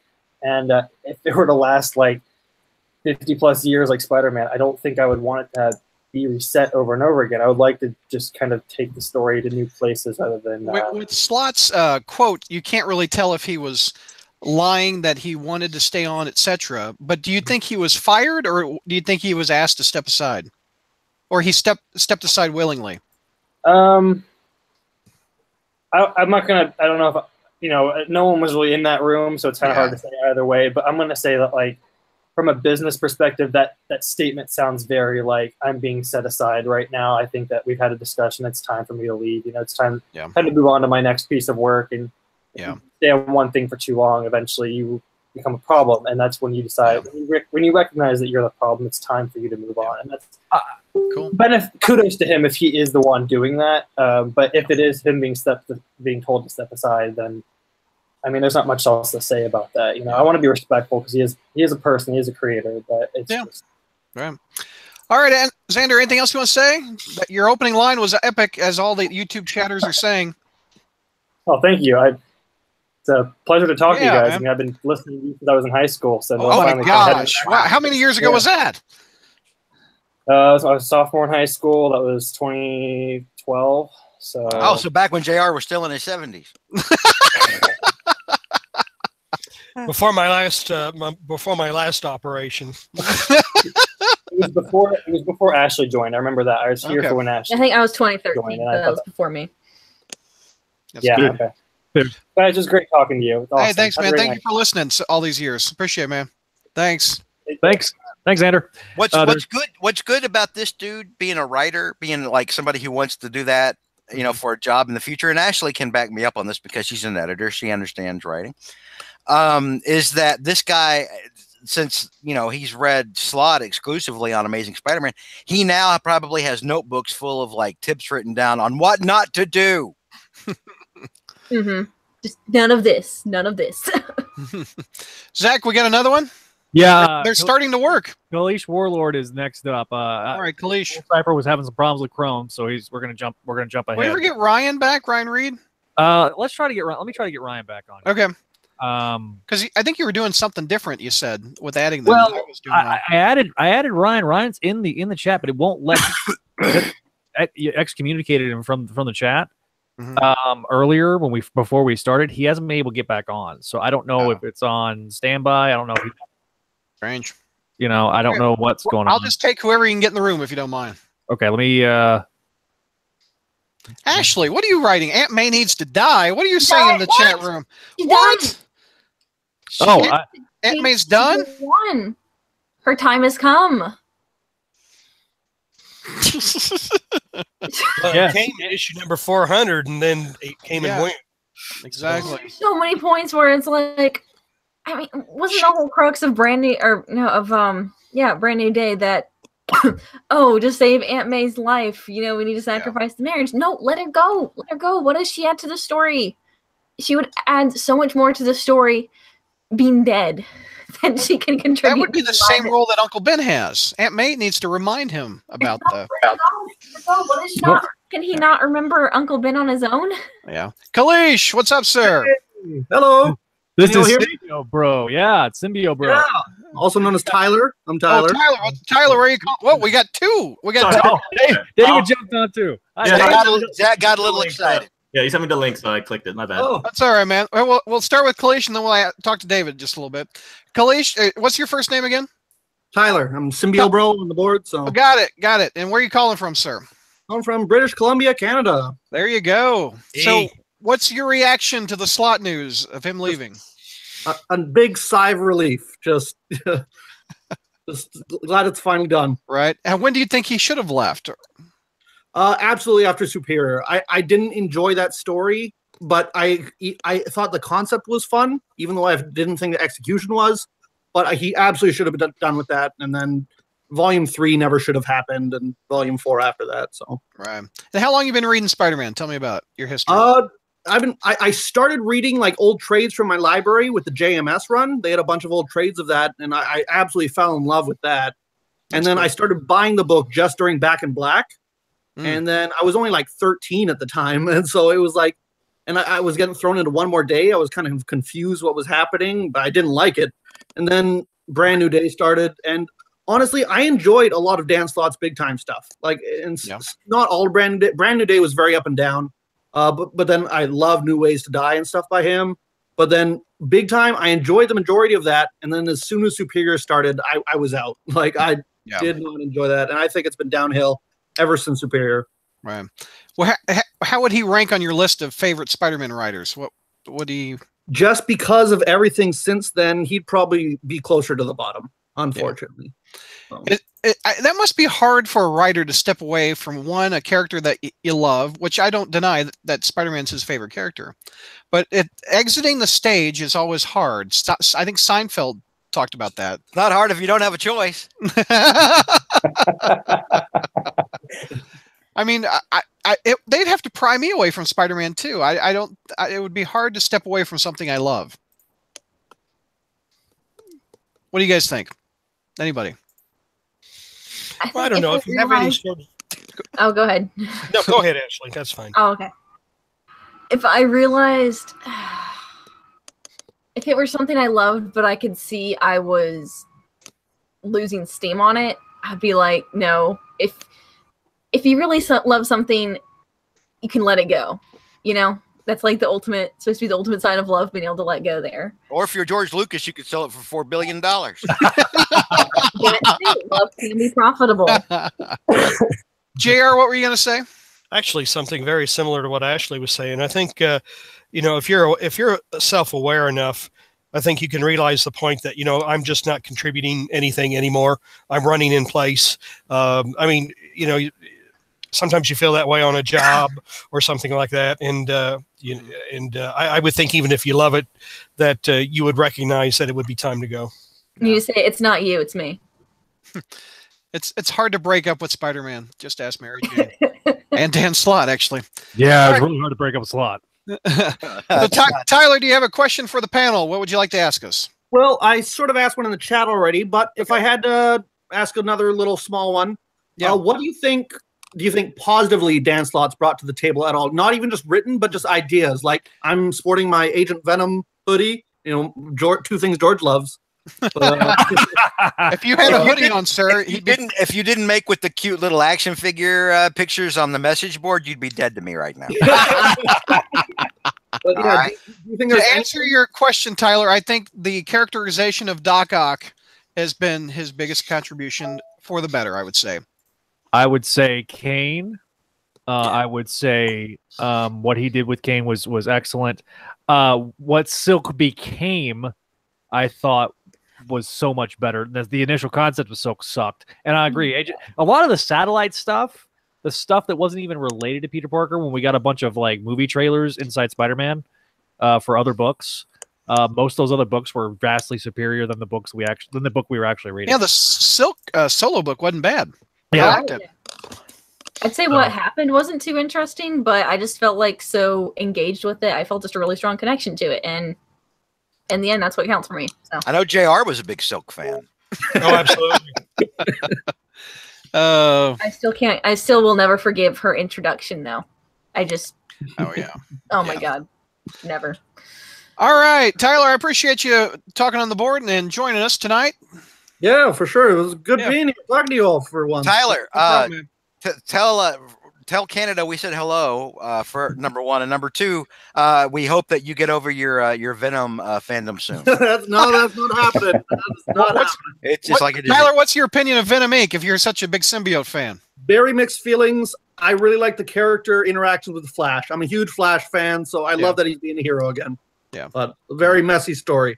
No doubt. All right, Tyler, appreciate it, man. Have a good night. Thanks, Tyler. And we've got next up. We'll do David. What's going on, David? How are you, sir? Hi.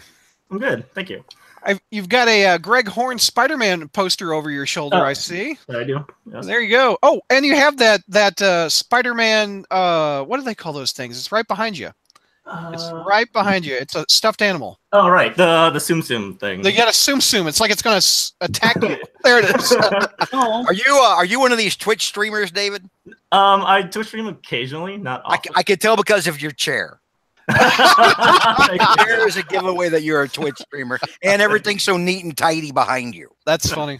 I try keeping it. David, where are you calling from, sir? Philadelphia. Philadelphia. Awesome.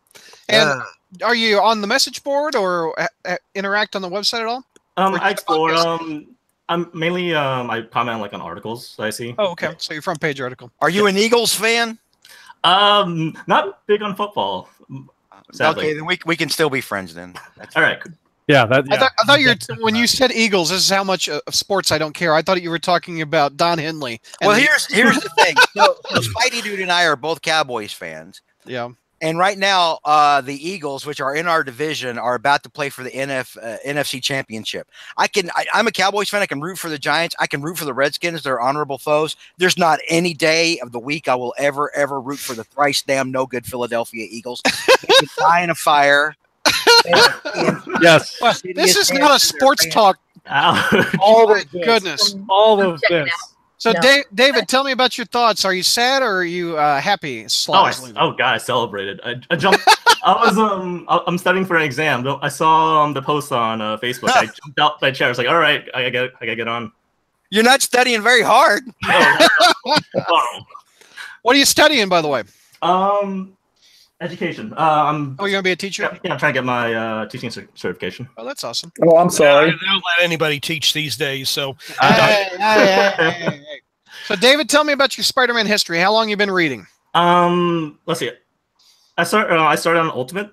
What got me into it was the '90s cartoon. Oh, okay. Oh man, you and Zach have a lot of similarities. So so you've been reading Spider-Man's Amazing since the Clone Saga in the 90s? I started like around Civil War. Oh, okay. Like the first Civil War. 2005-ish when the podcast started. Yeah. So have you been a fan of Slott? Obviously not if you're embracing and celebrating. I dropped the book actually after a while. Oh. When did you drop it? Oh God, I don't even remember. Shoot. It was after Superior. I think I got really sick of it during like the CEO stuff. Just couldn't do it. Yeah. What did you like Superior, or how would you rank Slott as a writer? As a like a 1 to 10 scale. Sure. -15. What does he do that you don't like? I'm sorry. Just the way like he treats Peter as kind of like a side character in his own book, and how he can't really do anything on his own, which is ridiculous.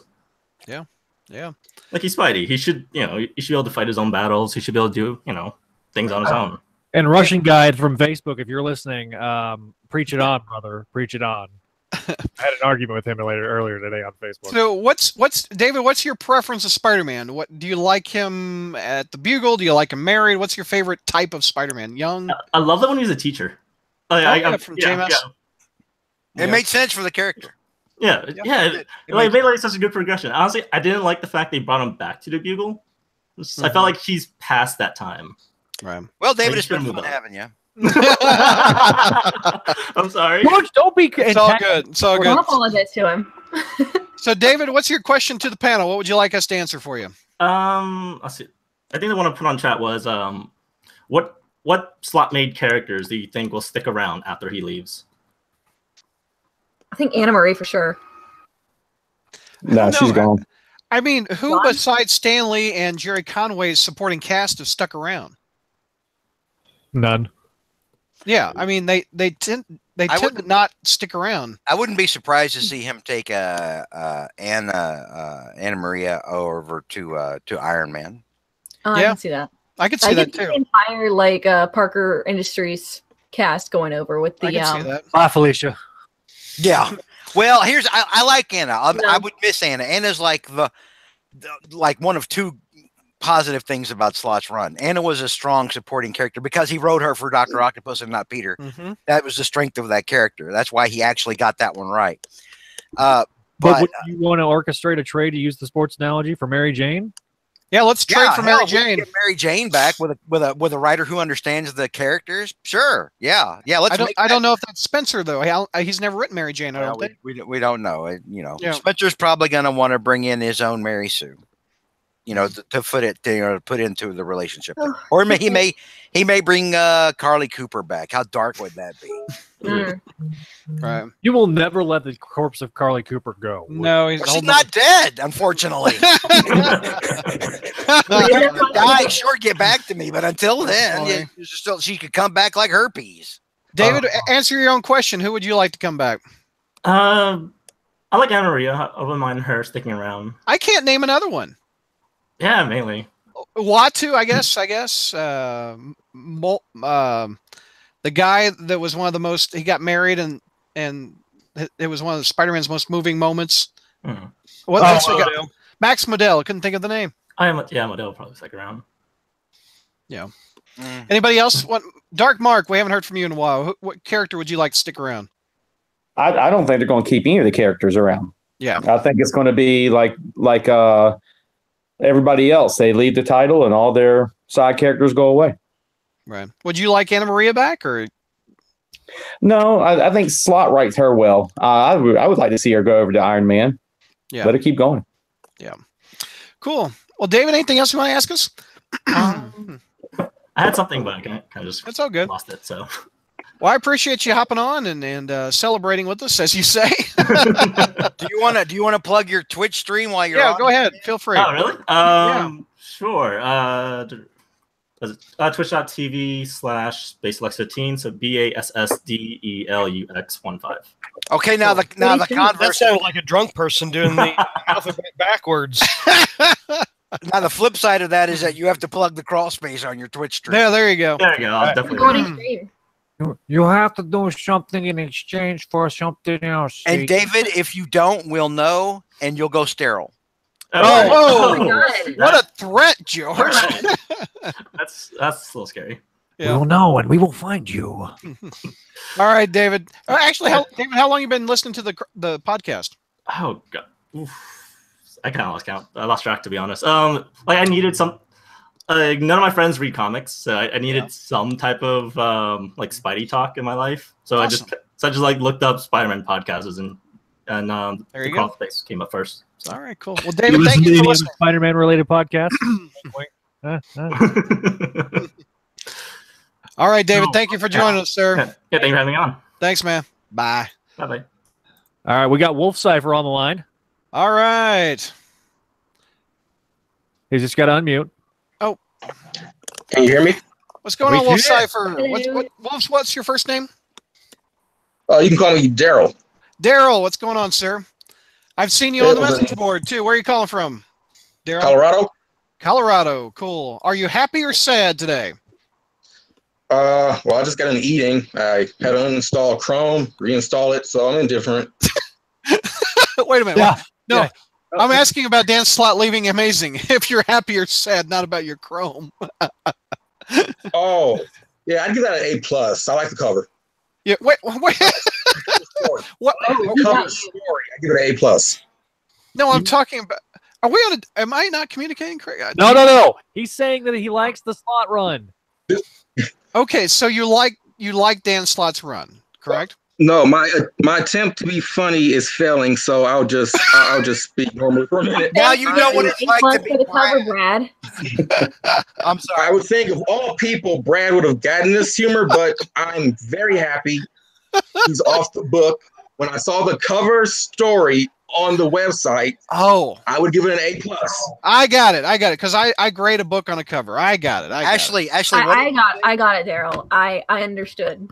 I didn't mean to shout over you, Ashley. I apologize. I didn't hear you until like the favorite girl on the podcast. What's that?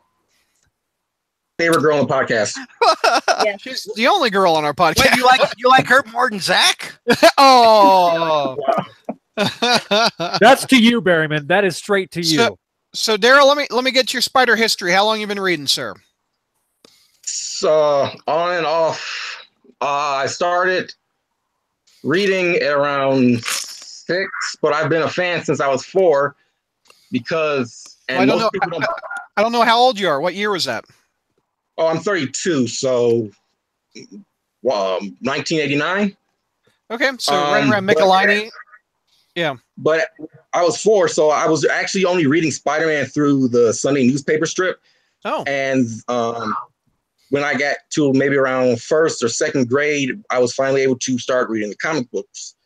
Okay. And then I was reading for a very long time until 2 years ago, and then I stopped.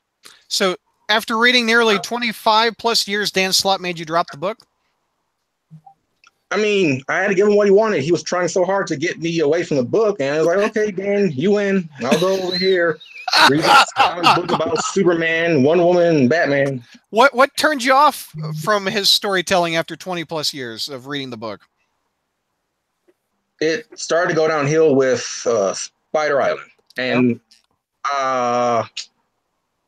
let me just say this. I need to warn George. I'm a huge Venom fan. So moving on. George, I'm sorry. No! George, for the audio listeners, George has just thrown the microphone down and has walked away from the computer. Bye, Felicia. Thanks a lot, Daryl. I just lost Texas. No, I still got Texas. Hey, you got the flag right behind. I got the Texas flag right there flying behind you. So what? So with Spider Island, I thought it was sad that the secondary Venom chapters were better than the main story. I'm like, this is pathetic. But Remender's a better because it was Rick Remender was on the Venom books. Yeah, but in my mind, this is the B plot. The A plot is in Amazing Spider-Man, and only the B plot is doing for me. And it's not Venom bias. This is objectively better. Yeah. But I'm going to continue to read this. Then we got to Ends of the Earth, and I'm like, okay, what's happening here? Really playing Angry Birds while he's fighting the super. Like, why is everything? Why can't these characters act seriously? Yeah. This is not working for me. But I'm just going to keep trucking. Yeah. I didn't like Superior. I like the concept. I like when Christopher Yost would borrow the character, but Slott has a way of your humor. You're constantly making the characters act out of character, act stupid. Hey, there's Kane, my favorite Scarlet Spider. Yeah. Sorry. You're doing this wrong. Right. I should have stopped with Spider-Verse. I lost brain cells with Spider-Verse. What haven't we lost in Spider-Verse? And the straw that broke the camel's back was when you had Peter and the Human Torch fighting over the Baxter building and Harry Osborn being a douche. Okay. All right. I would rather New 52 than this. I can't do this anymore. Oh, man. Wow. So, Daryl, do you like the idea of Spencer potentially replacing him? No. Why? No. I'm not reading a lot of Marvel, to be honest. I'm only reading. Oh, George is back just in time. I'm only reading Venom. So that's literally all I'm reading right now. Well, then it's nuts to be you because the current story is ass. Are you liking Venom Inc. though, Daryl? I hated Venom Inc. Let's see the Venom. The big Venom fan hates Venom Inc. Okay, hey, quit being antagonistic towards our live callers, George. You were just a grumpy old jerk. Come on. Triggered me. Well, George, George, you had to pee. You had to pee. Maybe we can find some common ground here. All right, let's build a bridge between George and Daryl. Let's go. Venom Inc. was garbage. I thought issue 1, like, I'm not a reviewer. I'm a wannabe would-be reviewer, but I'm not a real reviewer. I go to the Venom site. I give my opinions like everyone else that community does. And there's a Venom site? Yes, it's thevenomsite.com. You're more than welcome, George. Oh, no. Here, I'm going there right now. I'll send you an invite, George. I'm fine. I'm good. Oh, I'll be there. Is a venomsite.com. I'll take your word for it. There it is. And each issue we got to talk about, I gave it a grade because I've listened to you guys for so long. I kind of do that myself now. I gave the first issue a B, and every issue was just downhill. C minus C, C minus D minus D minus. Oh my God, will this be over with soon? Like, I'm a huge Eddie Brock fan, and I'm at a loss here because Edge of Venomverse was the worst thing I read in 2017. Venomverse was trash. And now we're getting Venomverse Part 2, Poison X, because we know who asked for more of this shit. And literally a month after Poison X wraps up, here's Venomverse 3. We added it again, and I'm like, what is going on here? Yeah. Why is everyone a symbiote? I like Venom, but that doesn't mean I want this character spread so thin. How about we try to make the one Venom work? Get him back to what made him good. Spider-Man's got the same problem, man. They need to focus on Peter Parker and not the ancillary characters. They're making the steps to fix Spider-Man. For instance, Dan Slott's out the door. Yeah. I'm at a loss with what we're doing with this character, but enough about Venom. Let's talk about you guys. Let's talk about Slott. Let's give George a break from symbiotes. I know there's 20 other people on the line who are going to burden him with these questions.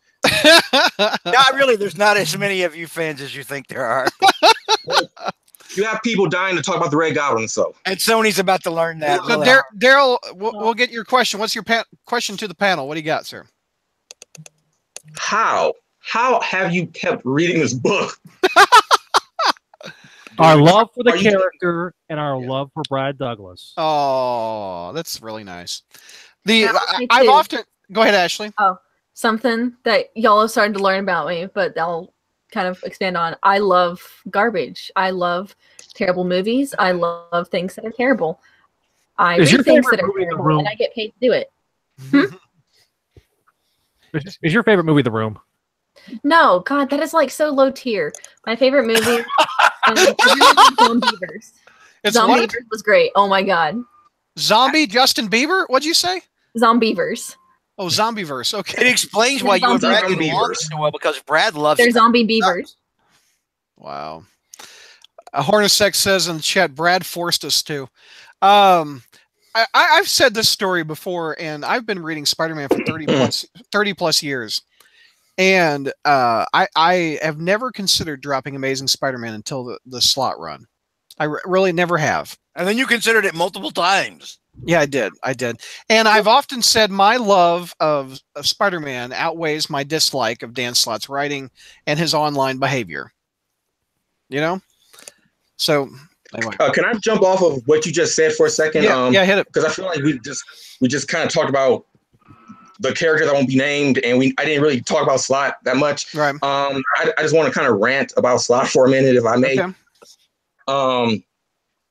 I actually had something prepared and I completely forgot it. Get prepared for He's like, I've been waiting for this day for like my whole. Well, where's my notes? I wrote this back in 2012. I remember it's not just my anger towards Slott isn't just that I don't like his work, because that's an opinion. I don't feel like this is my Spider-Man. I don't get what he's doing. It's also, like Brad was saying, his behavior, how he conducts himself online. Like, I'm not a fan of Jeff Loeb, but from what I've known of him online, he's a nice guy. If you don't like his work, he'll apologize. It's not for you, and he'll move on. And this is what I want from a professional. You don't have to be a good writer, and I won't curse your name. I'll just drop the book and wish you the best of luck. But Slott is a person who I don't even know you, personally, and I don't wish you the best. I don't, because you have you've burned your fans. You've argued with them. You have literally stalked them on message boards and forums. People could have just civil conversations about your work, and you'll literally create an account just to antagonize them. That's unprofessional. I don't care what book Dan Slott gets on. I don't care what company he gets on. This is not a behavior of a professional. I don't just dislike him as a writer. I dislike him as a person. Oh, Wolf Cypher's had a lot of run-ins with Slott on various message boards. I've seen Wolf Cypher. I mean, you've been around for as long as I can remember on the internet, so I know that you and Slott have had a lot of antagonistic What's some back and forth you've had with him online, Wolf Cypher? I actually never, like, if he posts something, I actually do not reply to him. I pretend as if I don't block him, because I know I want to read what he's saying, but I don't reply to him. I just pretend as if, oh, that wasn't even posted, and we'll continue. I've been posting less, very, very much less, because when I first got on, I wasn't liking his work, but I had fun listening to you guys. I had fun listening to the community. But, and this isn't a criticism to the message board, but at some point, everyone was so tired of Slott. That was the only thing that we were talking about, and I was just kind of done talking about him the way the country's done talking about Trump. Slott and Trump are in the same group with me mentally. It's like I just don't want to talk about him anymore. You just triggered Slott. So, if I don't start back reading the book, at least I'll start back posting more on the message boards, because we're almost done. Just once we see the finish line, it's this summer. All we gotta do is get over the hurdle that is Carnage Goblin, and we will be free. JR, will you be free after Carnage Goblin? By the way, the YouTubers are asking if JR is awake. Let's check in on JR real quick. Are you awake, sir? I'm awake and I am woke. All right. I consider myself woke. All right. Well, Daryl, I appreciate you being a long-time listener and a poster on the boards. And thanks for one calling last in, question man. for you, George. Just one last question, and I promise I'll leave. No problem. What writer would it take for you to read Miles Morales? None. Here's the thing. Miles started in the Ultimate Universe. The current Miles that's around is from the Ultimate Universe. The Ultimate Universe is anathema to me. It's for me, starting out like even years before Miles even around. It was always a colossal waste of time. It was a waste of resources. It was pointless. Now, George, don't you think any good writer can make a story and you can enjoy a character? If it's a character that I had even the remotest chance of giving it, I don't. And it's not just a Miles thing. It's literally any damn character from that Ultimate Universe, which I used to call the faux universe. I used to call it faux Marvel. JR remembers. I mean, like faux Marvel. I remember that. I've carried this torch for years. It was always a stupid waste of time, a stupid waste of resources. And I think, I mean, yeah, it sold well for a long time, but I mean, where is it now? Daryl, I think the example, at least for me, is Silk. When she was introduced by Dan Slott, I didn't care for, but then she got into her solo book, and it was written. I forget the writer that did it, but I enjoyed the solo book. Ashley, I think, also agrees that Silk was pretty good. I have a huge soft spot for Silk, not a soft spot. That's weird. A soft spot for Silk now. Yeah, same here. I like the character much more written by a different person. Mm-hmm. But did you notice that they just completely ignored the whole "we must make out every time we're in the room" story? Like they just pretended. Yeah, that's amazing how much it improved from there. Yeah, exactly. I heard that feels out like a bad fart. And I don't want to see Marvel trying to, say they're like be on board with any kind of initiative for diversity and feminism when that is how they introduce a female character. Really? Yeah, we're doing that. Real quick, Daryl, are you going to miss Alpha? Are you going to miss what's the guy that vibrates? Clash. I'm pretty sure. You know what we should do? We should get a team up book, a new like semi-Avengers book of Jackpot, Alpha, all those assholes, and just call it like dating sim. What would we call the book, Daryl? They could call them a team called the Assholes. There you go. You just coined it. What if we made like a they're not Survivor worried type about reality DC show? film, That's funny. Make it big. If they're not worried about DC suing them, they can call them the losers. The losers. Yeah. What you do is you call it Big Brother, and you just stick them all in a house. No, here's an idea. You call them the slush pile. The slush pile. That's Because in publishing, the slush pile is all the manuscripts that are submitted that don't even make it through an agent. Oh, there we go. All right, Daryl, I appreciate you calling in, sir. All right, I'm about to get off the calls. Good luck going into the future. Happy 2018. Goodbye, Stegron. Goodbye, Catwoman. Goodbye, Goblin King. Goodbye, Bag of Sugar. What can do? Whoa, check yourself. Whoa. Daryl, you're awesome, man. Have a good one. All right. Bye, Daryl. Bye, Daryl. That guy was an asshole. No, he wasn't. He was cool till the end. He liked Venom, and he was like, check yourself, Stegron. No Stegron. That's so funny. We've got he's back. Ryan Reed has joined us. We tried multiple times, Ryan. What's going on, sir? Not too much. I decided to pretend to actually use my master's and my almost PhD and actually got myself on the back channel. Use your master's or PhD and just move in the camera so we can actually see you when you talk. It seems to be a little delayed. How is everybody? We're good. Ryan, where are you calling from again? I'm calling from Illinois. Illinois. And I'm asking everybody this, your spider history, when did you start reading? I actually started reading back in '82, believe it or not. My grandfather actually had one of the original appearances of Mysterio, and he read the book to me, and he was actually teaching me how to read with that because I was a very delayed reader. So that's actually what I got done was in '82, and I watched, Amazing Spider-Man and His Amazing Friends, the old '81 series. So you've been collecting Amazing since '82 to now? Pretty much. I have a few of the leftover books. Some, of course, I sold for various reasons, which you know about. But yeah, I've actually been collecting since then. So where would you rank Slott in your list of Amazing Spider-Man writers? Well, first off, let's ask if you're okay. you have a visual. Book. Okay, I'm sorry. See this book. This is Frog and Toad. Frog and Toad are better writers than Dan Slott is where I rank him right now. So I would put him. This is by Arnold Lobo. Arnold Lobo, right? Completely flies over, and this is meant for grade level 2 reading. So with Slott, I would put him more of the kids look at him and be like, look, pictures. Okay, wow. That's where I'd put Slott right now. So pretty low on your list, huh? He's way down there. He's he's over to what thing. So obviously you're not a fan of his writing. What did you not like about it? Believe it or not, it was just the constant, but first of all, the wonderful Doctor Who fan fiction, which was a thing that took a lot of problem. Also, is if you could, I actually did a discussion back when he did the Human Torch miniseries on my blog, and then I got his first issue of Brand New Day, and I actually said, this could have been a little better series. He actually jumped on my blog and posted a comment say like, hey, you know what? I wrote the book. I'm just starting out. Don't get an opinion yet of me. And that's right there. Just kind of set the bar. Wrote that? He did that on my old blog. Oh, yes. wow.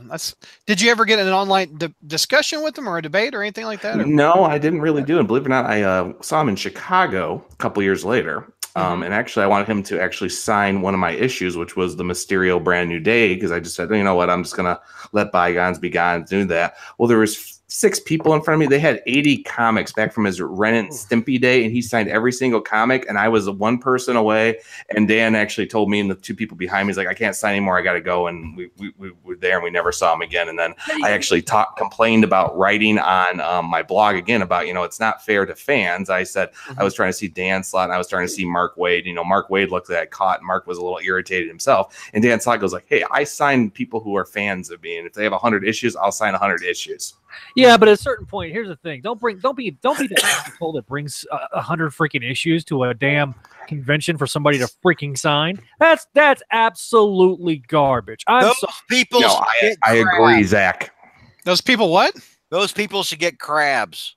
I mean, you shouldn't bring more than 5 things for somebody specifically to sign, and they should be laid out, and they should be where they can easily sign them one, boom, and move on. You bring freaking comics, go F yourselves. Good Lord.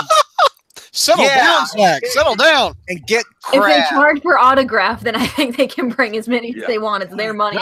Zach, remember, I made you a bow tie of the Scarlet Spider here. You're all good. Relax. Life will be good. All right, I appreciate So, Ryan, what was Slott's best story? What was his worst story?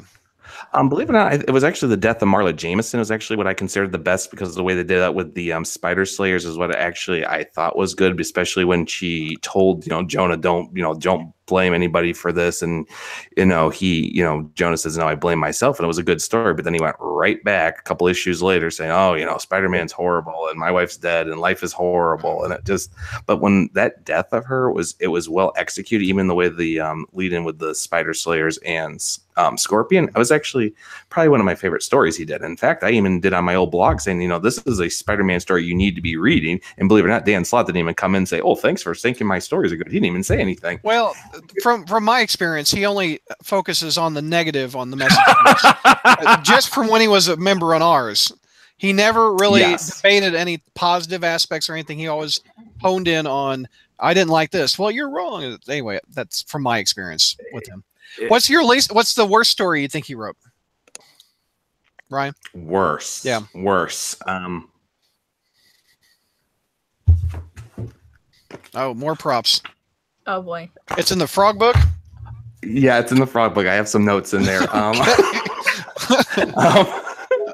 I am definitely going to go with Parker Industries. What a god awful, and don't even get me started on Sanji's and the Black Cat. I want to be the queen pin of crime. Ashley knows the pain I feel.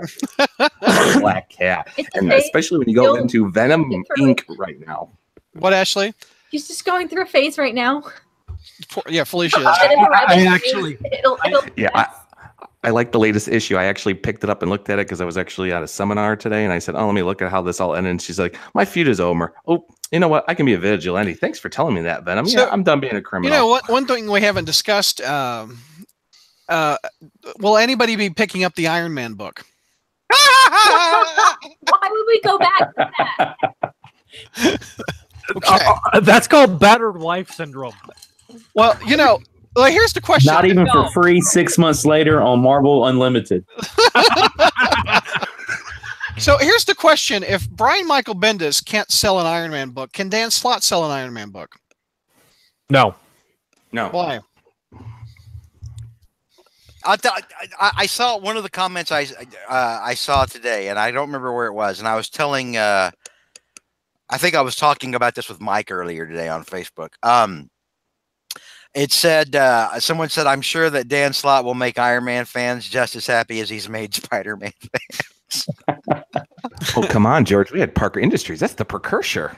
Dude, here's the thing. I mean, it's Dan Slott, who I don't care for, going to a character that I don't care for. It's like, oops, I spilled my pinto beans into my anchovies. Two things I'll never eat. You don't like pinto beans? No, God, no. I love pinto beans. What did they do to you? Well, you people are fucked up. What do you want? Hey, George, I made you a spiral tie, so I must be effed up. Cool. Yeah. Oh, that's really nice. That's cool. Yeah, that's cool. Thank you. So, Ryan, what's your question to the panel? What do you got, sir? Believe it or not, I will actually. I was thinking of all the characters of Dan Slott that we wish would probably die a horrible death in the comics. Which one would you actually enjoy actually happening on panel with the next writer? George, he didn't introduce Carly Cooper, but I imagine that's George's answer. Oh yeah, Carly Cooper. I should. You remember when I did that 101 unpleasant ways for Ben Reilly to die? Yeah. When I did that big article, I could easily do 202 unpleasant ways for Carly Cooper to die. That would be extremely pleasant for me. That's funny. Yeah, that character. There's loose ends that need to be tied up. I think Max Modell and all the Horizon people. I would not be sad if I never saw them again. I think the girl he dated in Parker Industries, so Leanne. I think exactly. No one can remember it. Leanne Tang. Oh, you mean I'm a part of the Zodiac gang? And my father, and yet I don't remember. Yeah, yeah. And who was it? Was it Sajani? Sajani, yeah. Yeah, she needs Oh, that. she can go. Yeah. Every female but Anna Marina probably could just go. Gone. It's true. All right, Ryan, I appreciate you calling in, sir. Thank you for the gifts. Oh, Thanks, Brad. And just before I go, I want to definitely, since I missed JR's birthday, I made sure I had a perfect green goblin with a pumpkin bomb color ready. And then here's your new teacher tie ready to go. And Ashley, I'm working on a black cat hair bow for you. So I'll hopefully have that. That's so nice. Very nice. Just my hair bow is broke, so I don't have have to much get one. hair to work with, but you know. Hey, you're telling me. All right, guys. Thanks so much. All right. Thanks, Ryan. Have a good night, man. I can actually thank you for that. So that's awesome. Brad, All I'll right, take Zach, my who do hair we back. got next? All right, we got Tavia. Ryan just left the hangout. Every time I see Tevia's name, I want to start singing Fiddler on the Roof. If I were a rich man. How many more callers we got? Zach? I've got two that I know of that are on the line. I'm going. Okay. If anybody else wants to be on the show, please. We're nearing the end. So if you want to be on, let us know real quick. Because we're coming up on 2 hours on this podcast. Yeah. So we need to... Tevia, what's up, sir? Good. I'm doing good. Awesome. Where are you calling from, buddy? North Carolina. North Carolina. Awesome. Yep. All right. So is this a good day or a bad day for you with Dan Slott leaving? What's your thoughts? Yeah, a good day for me because I've been saying Andy for 10 years. Dan Slott's been on both for way too long because holy shit. Wait. 10 years Kevin Lane is broken. Well, where did you go? That's all he needs to say. Where'd he go? All there of you that are. sums up my last 8 years reading Amazing Spider. So it's a good day for you that Dan Slott is leaving. Yeah, because he's been on for 10 years, and it's been way too long since really we had a good Spider-Man book, and I'm sorry Slott's gone because the one good Spider-Man I liked was Renew Your Vows, and I still have disposed it there. I died. Yeah, Renew Your Vows was good. I would give you that. I would give you that. So give me a little history of your spider history. How long you been reading, Tevia? I've been reading Spider-Man since Ultimate because I love Ultimate Spider-Man with Volume 1, 2, 3, 4, 5, 6, 7, 8, 9, 10, all the volumes. Right. Like I've been reading Ultimate Spider-Man since I did read Amazing Spider-Man, but at Jen Superior. Oh god, Superior is so stupid. I mean, I could put more in that book. Like, yeah. How do you not be in a Doc Ock? Like, so yeah. Spider-Man pissed me off. You got Spider-Man band and maybe Angry Guy Band Parker. But I agree with your Renew Your Vows. That was maybe it's because it was the one time he wrote Mary Jane correctly or right. Felt, you know. Yeah. So what's your question to the panel, Tevia? Shit. All right. I do 5 grand somebody with Slott Bentis gone. I want to know, will Marvel finally prevent the marriage like there's Superman after when they give it a John B. By the way, I love Superman. Superman made in DC when you read this book. Will Marvel bring back the marriage with Slott and Bendis is gone? I say no. No. Don't get your hopes up. Nope. No, that's a Quesada thing. Until Quesada's gone, it's not even. No, it's not a possibility. One thing I would like if Spencer would play with a little bit, maybe have Mary Jane and Peter date a little bit. Yeah, well, maybe. I mean, it's been 10 years already. Actually, yeah. That's question 2. Okay, now we know doing the comedy with Coin Samuel. Will Mephisto be involved with the whole Mephisto, like magic stuff? Because I read an article recently that very kind of involved. Will Mephisto be involved with the Carnage Goblin thing? Is that what you said? Yeah. Okay, JR, that's your question. Go ahead. God, I hope not. Can you imagine Mephisto, Carnage, and Goblin all working together? Yep. That's a cluster F to the third power. That's funny. All right, Tevye, I appreciate you calling in, man. All right. Later. See ya. Thanks, man. Have a good night. You too. All right. Who else we got, Zach? All right. So we've got. Oh, hang on. I'm hitting the wrong button. Let me get the right one. You're doing really good with this, by the way, adding these people in. Thank you. All right. So I've got Noah P. Right. He's going to be next. I thought I sent the link, but I didn't. Let me get the link back. Just a second. Noah P. Noah P. is going to be the guy. Everybody have your questions ready to ask us when you're ready. And there is something that I do want to relay from Andre, but I'll do it at the end of the show. Okay. Andre, who was in Brazil, Yes. he had a bad internet connection. Yes. Who was ironically our first caller. Yeah. It's improved though. Okay, wait a minute. Hang on. Okay, now, somebody's kid, and I don't want to mention names, but it sounds No, like that was me. It sounds like Barkus Talford. It just said, you know who needs a symbiote Stegron? Mark Alford, Dark Mark, get your house in order. How out of control is your kid right now? Oh, that's funny. Welcome, Noah. Welcome, Noah. How you doing, bud? Hey, Where are you calling from, Noah? can you all hear me? Okay. Yes. Coming in good. Save the clock Okay, tower. You like awesome. Back to I the had- Future, and you like the Hulk. I like you already, sir. Oh yes. Yep, I've had this Hulk poster since I saw the Incredible Hulk back in 2008. Also a bit of a Godzilla fan. Nice. Yeah, a little starstruck right now. I love listening to you guys all the time. Oh, so that's being on really here is nice. a little holy shit. But So Noah, where are you calling from, buddy? you've got another fellow Texan here, right up there. Oh, with 3 Zach Texas and in the house. George. Where in Texas? Dallas. Dallas. All right. Oh, hey, yeah, I live up in Louisville. There you go. Oh, nice. You guys We're could not have that lunch. far. So Yeah, that'd be cool. Noah, is it a good day or a bad day for you?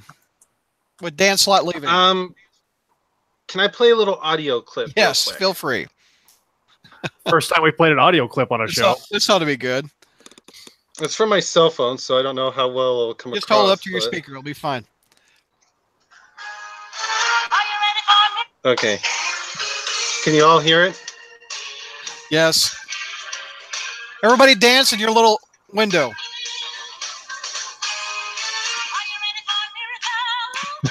Hallelujah. Hallelujah. JR, do you feel the spirit? Do you feel it? I Is have it the moving music you? in me. I feel You've the got the- music in me. JR, can you just dance? Give me a little shoulder, JR. Give me a little dance. Dance for me, JR. No. No. Puppet? It's dance for me, monkey. Dance for Dance me. for me. Poor Pull the JR. string. Yeah. Oh, boy. Yeah, so I've had Do that. you really want somebody my age throwing their back out? Trying Well, I to don't dance? want any No, I hips don't think broken. so. I mean, no hips. Brad Jr. was bitching when kids were out doing the hustle. And you want him to like move now? Charleston. Let's screw that. The Charleston. Okay, so Noah, tell me a little Damn bit about kids. your spider history. Tell me about when you started reading. I became a Spider-Man fan in 2002 because of the whole hype around the first Sam Raimi film. Right. I was like, I forget how old I was. I want to say like at least 8. So it's like the perfect target demographic for that. And that's still the whole trilogy is still probably my favorite. Then shit started Spider-Man. going south for you pretty quickly. Like, Yeah. I mean, there are things I like about the Amazing Spider-Man films, and there's things that I like about Homecoming. I like Homecoming, but at the same time, I completely agree with like all of your comments, George. Hey, you walked Oh out the no, good there part. was George.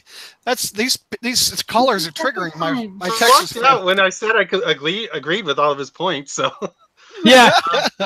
That's George. He just sits there and just makes the assumption that you know, he's Hey, that type of guy. No, he isn't ticked. He just had to pee. Go ahead. no, I've He's been also- watching. I've been listening. I know. He's also very Um, particular about his restaurants. Okay, I'm just going to tell you that now. He's a Oh, very Phoenix.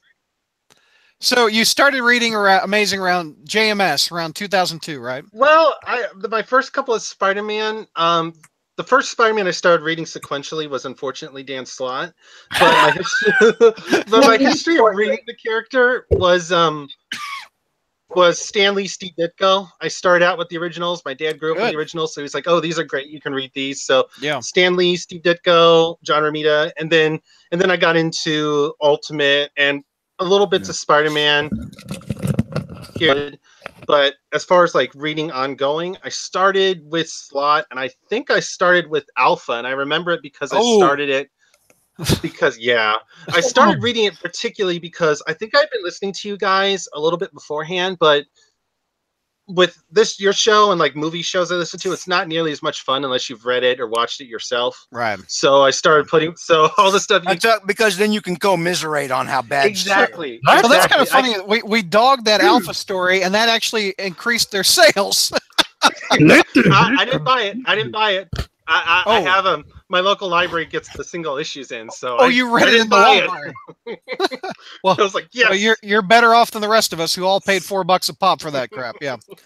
So yeah, my condolences. So do you have a Slott story that you liked and one that you hated? Give me the pro and the con. What were your favorite and what was your least favorite? I don't think I can say I have a story that I really like so much as I love some of his ideas. I mean, I like that he would bring back some older obscure characters. On paper, a lot of the plot ideas aren't bad. Having Doc Ock become Spider-Man sounds ridiculous, but at the same time, there's something you could do with that. Yeah. But I mean, the execution on all of these, even if they're great storylines, like I was super excited for Spider-Verse, but that was a major disappointment. Yeah. I mean, it was cheesy and stupid, but I mean, I love all the different Spider-Man, and then they kill off all the fan beloved ones, but somehow Dan Slott's original creations of Spider-Gwen and Spider-Punk and all those useless characters made it out alive. Right. But I'm right there with you on that.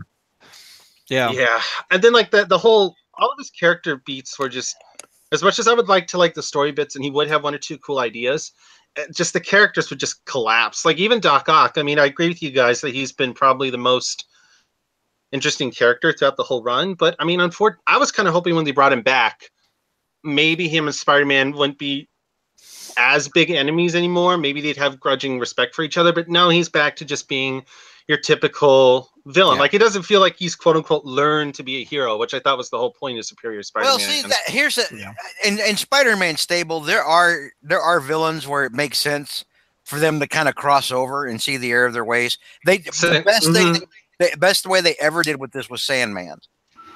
Yeah, back in the 80s. And Sandman was like Prowler. a success, Prowler. There's successes where Spider-Man can point back and say, this is kind of why I do it, maybe someday, but Otto should never be one of those people. No, he can't. He's too much. I guess I can see that. I mean, he's too much of a narcissist and he's a sociopath. Yeah.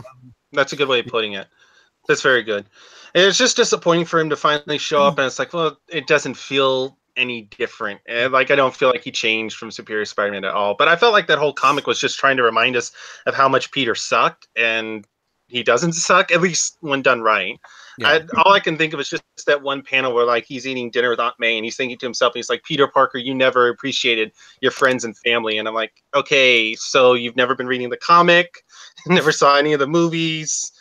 That just blows me away thinking about that, because like everything Peter does is because of his friends and family. So for someone to supposedly have all of his memories to be like, oh, you didn't care about them, it's garbage. Well, I mean, I'm not going to try to defend Dan Slott's writing, but Otto probably has a different interpretation of what taking care of people means, and it didn't jive with Peter's. I mean, I can see that. Yeah, I mean that's Otto is. I mean, I like Dr. Octopus. I mean, obviously Norman's my favorite, but I like Dr. Octopus because I mean he became a hero because it made him feel good. I mean it was it was all for him. It wasn't really to help out his fellow man or whatever. It was for himself to feel I don't know.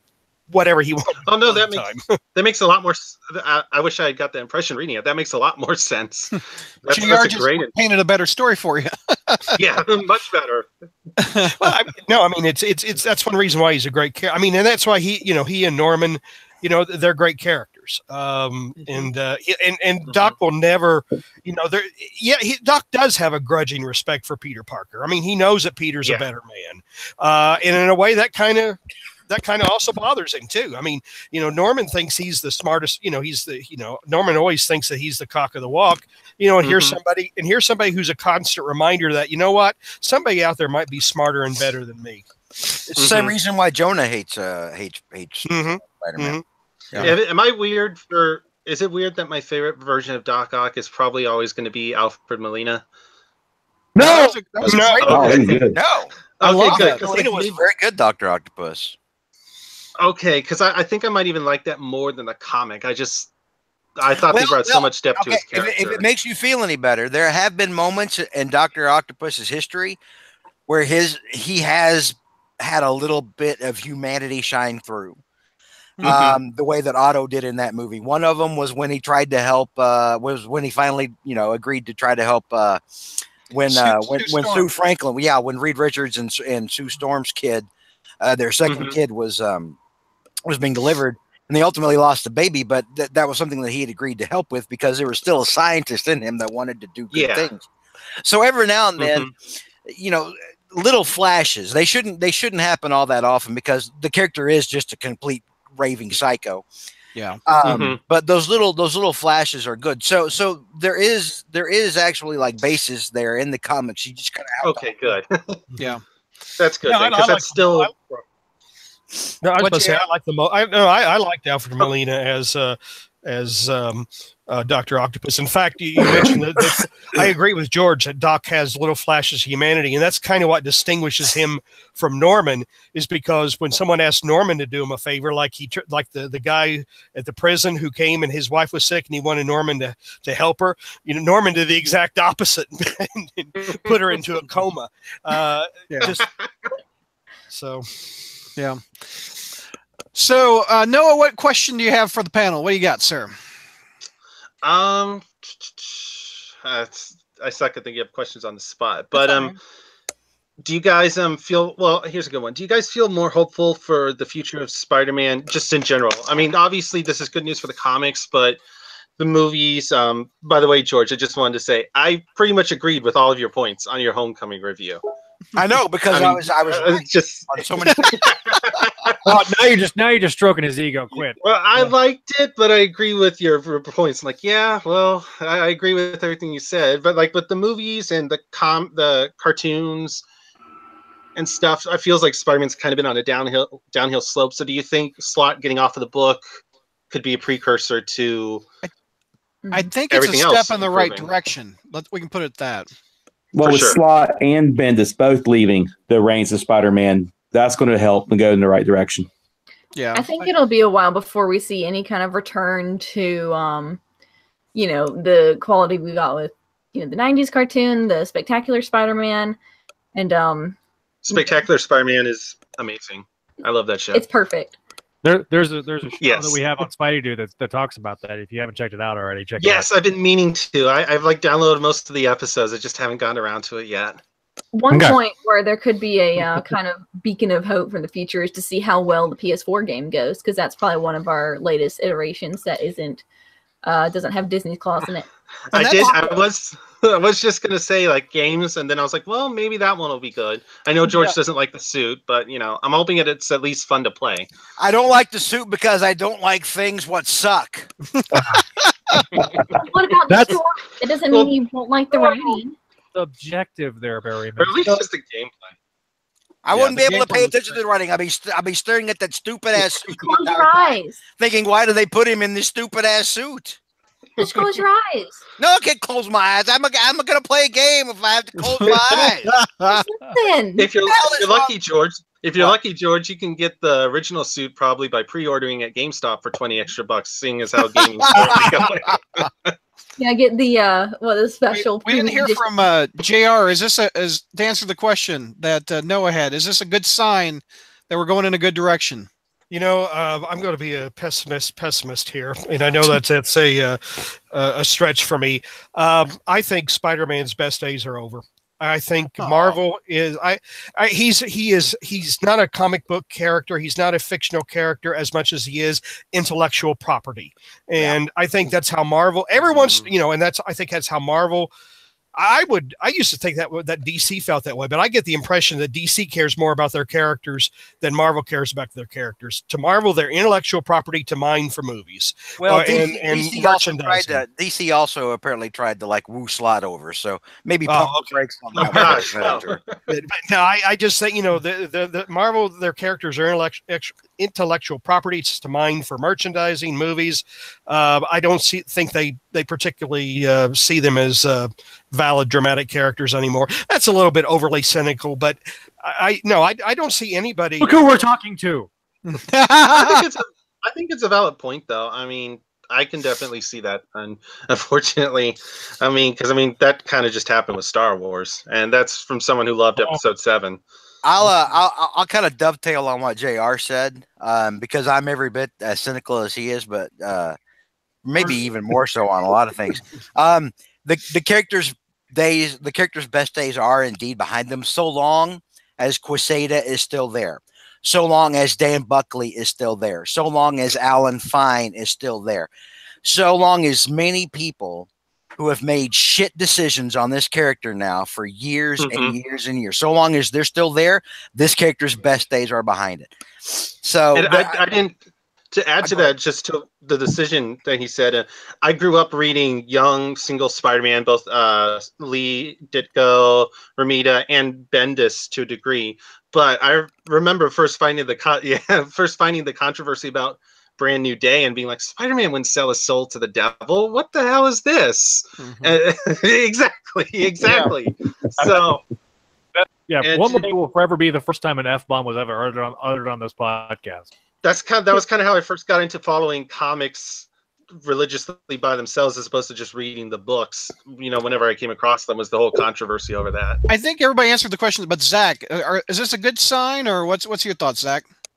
Well, I mean, look, we have nowhere to go. I don't think it's worse gotten.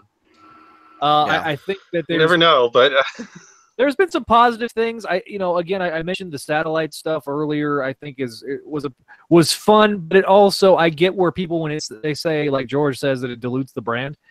I fully understand that. I get that. We've got too many Spider characters at this point. Yeah. But there's been not parts dilute the brand, dilutes the character. Mm-hmm. Yeah, and it makes the main character less special.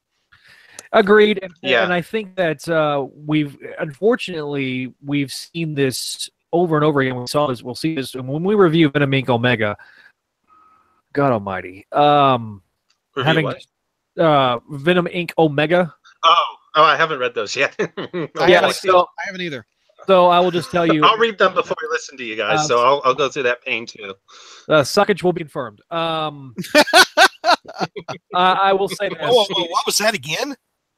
Suckage will be what? Confirmed. Oh, okay. I thought you. Okay. Yeah, I only heard the firm part. Yeah, and then I was thinking back to maybe Zach was thinking about what he was going to do with his spider condoms. All right. Noah, thank you for listening all these years. Thank you for save the clock tower. Save always save it. Marty, great Scott, Marty, it's your kids. Just real quick. I also posted under the name Cloverfan98, so I was having trouble with the Gmail, so you may have run into me that way too. Okay, cool. All right, Noah, thank you, man. I like that. Yeah, it was good seeing you guys. I like that. But before you go, I like that Brad's Doc Brown sounds like Jackie Mason for whatever.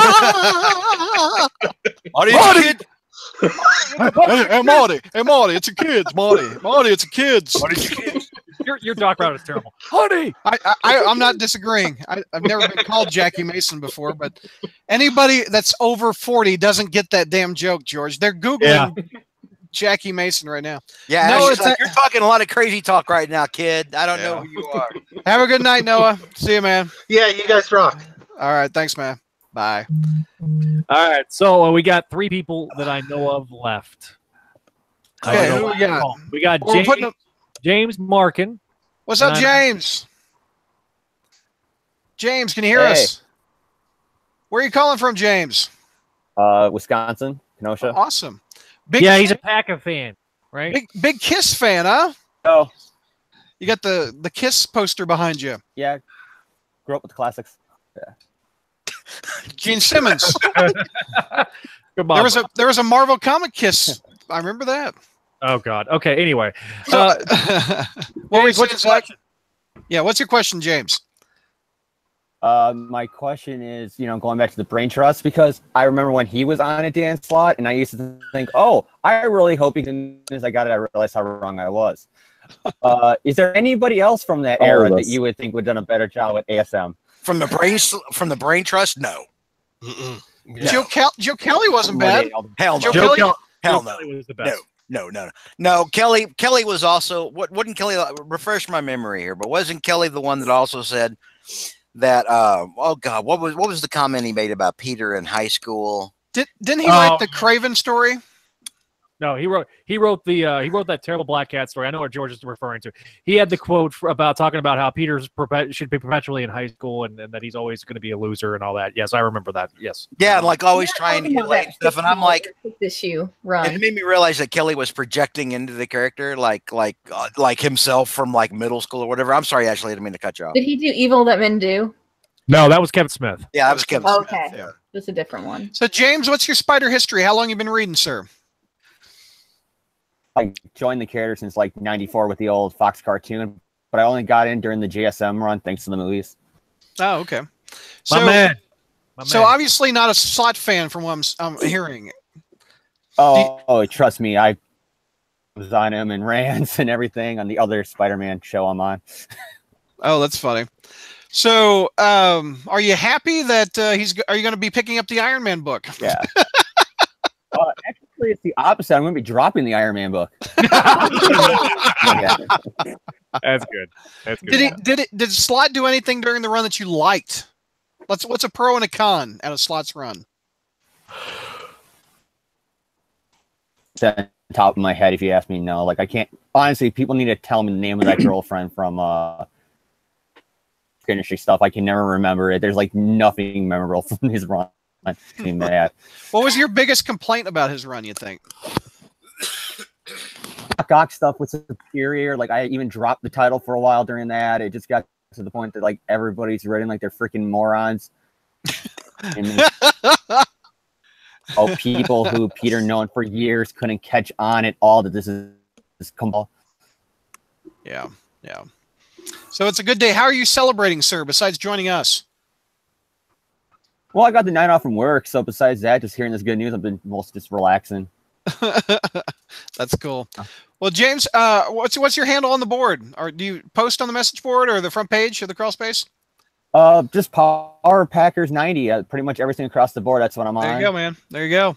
Well, I appreciate you. Are you familiar with the comedy sketch Tim the Die Hard Packer fan? No, not really. Must not be. Okay. Not so much. It's a classic comedy sketch. That's fine. I can say I'm going to be talking right now with JR since he's one of the big reasons why I tune into the show every time. Oh, there you go. We have the biggest JR fan on the line. There we go. How's that make you feel, old man? If I wasn't so old and pale, I'd be blushing. That's funny. James, real quick, are you hopeful for Spencer potentially taking over Amazing? I didn't really care for our Secret Empire, but anything can be better than Dan Slott right now, I think. Yeah, there you go. All right, James. Well, I appreciate you calling in and participating on the website. Thank you, sir. And also, George, I do not agree with you. Peter Parker should totally talk and swear like a teenager modern day in 2018. Oh, no. No, that's fine. You're entitled to be wrong. I'm not gonna, that's I'm right. It's my opinion. I think I'm right, George. Yeah, you're entitled to be wrong. You No. don't let anyone change. Sorry, all I'm here. Feel free to be as You're wrong so as you want. salty tonight, George. Did somebody piss in your Cheerios this morning or what? That's funny. All right. Oh, we just lost him. He hung up on you, George. He was ticked. Well, thank you, sir, for calling in. That was great. Zach, how many more we got? Okay. Where's Dark We Mark? got Did we lose Alfred? Alfred's here. I see him. How many more we got, Zach? Okay, we got two more, buddy. Two more. The end is near. All right. The end is near. So I've Chi-Town Spidey. I'm trying to get him to join the call, but There's Dark Mark. He's back. All right, we got Dark Mark. And then Patrick, you are up. All right, two more left. If we got Patrick and Chi-Town Spidey, which is also better known as Peter, and then I've got Yeah. Andre's thesis that he sent me. He sent you a thesis. You know, he was our one caller that was sad Slott's leaving and his connection. They're gonna think we're doing something that's behind this. But he was in Brazil with zero internet connection. Yeah, all right. So Chi-Town, if you would please click the. He's a cosplayer too. I've seen him his post on the front page. So just for reference, the two people that Zach that you and I know of that have been sad about Slott leaving. One of them's been from Brazil. The other one's from Russia. Hello. No one from. What's up, Patrick? Hey, I like your hat, man. Your hat looks cool. Hey, thanks. Where are you calling from, buddy? Calling from Montreal. Montreal, Canada. I'm asking everybody this: is it a good day for you? Slott is leaving, or is it a bad day? I'd say it's a good day. Yeah, it's a good day. I'm not. I guess I'm not over the moon, but that's because I'm a newer reader, so I don't have like the vitriol that a lot of you guys have for Slott. Right. So not that I'm saying that he's good, but I just don't have the like 10-year passionate hatred that you guys have. Right. So tell me about your history. When did you start reading? Well, I mean, I think I'm the youngest caller on this show so far. I'm only 23, so I only started reading. Well, Neil called in, and he's younger than you are. Okay. Well, there you go. On beat. I only started reading consistently, I think, like around the JMS era. But then, like, I would drop it off and come back, drop it off, come back. Right. I started reading consistently at the worst possible time of the Parker Industries arc, so I regret that. Oh, you poor bastard. What did you not like about the Parker Industries storyline? Well, it wasn't Peter Parker, as George is often to say on this podcast. It wasn't the character. I can never see him doing that. I can never see him running a corporation where he has to make tough decisions like that would affect people. He wants to help everybody, so running a corporation is not the best idea for that, I would say. Well, if he's retired, yes, but if he's still actively Spider-Man, no. I've never said this, Patrick, on a podcast before, but is that a blow-up Spider-Man beside you?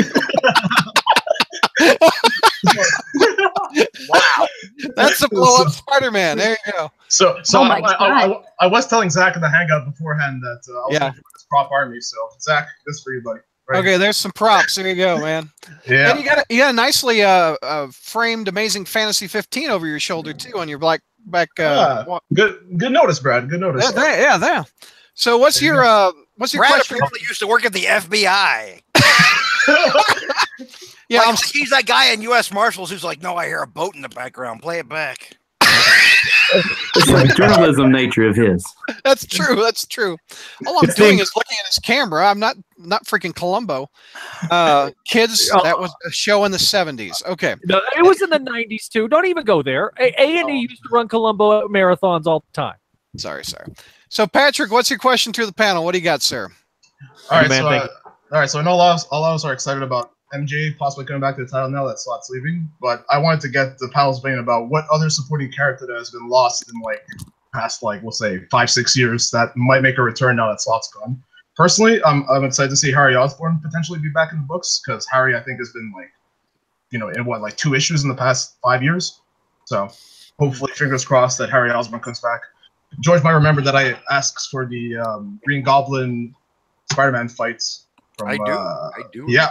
That's actually my favorite issue of Spider-Man. So I just hope Harry Osborn gets the respect he's due. There's only one character I want back, and it's Mary Jane. I can go a couple. I said aside from Mary Jane, Brad. I got nothing, man. I got nothing. I mean, people should get Lonesome Pinky. Don't forget Lonesome Pinky. People shouldn't get excited about Mary Jane coming back. Whatever the new writer is, they're going to want to put their own Mary Sue in there.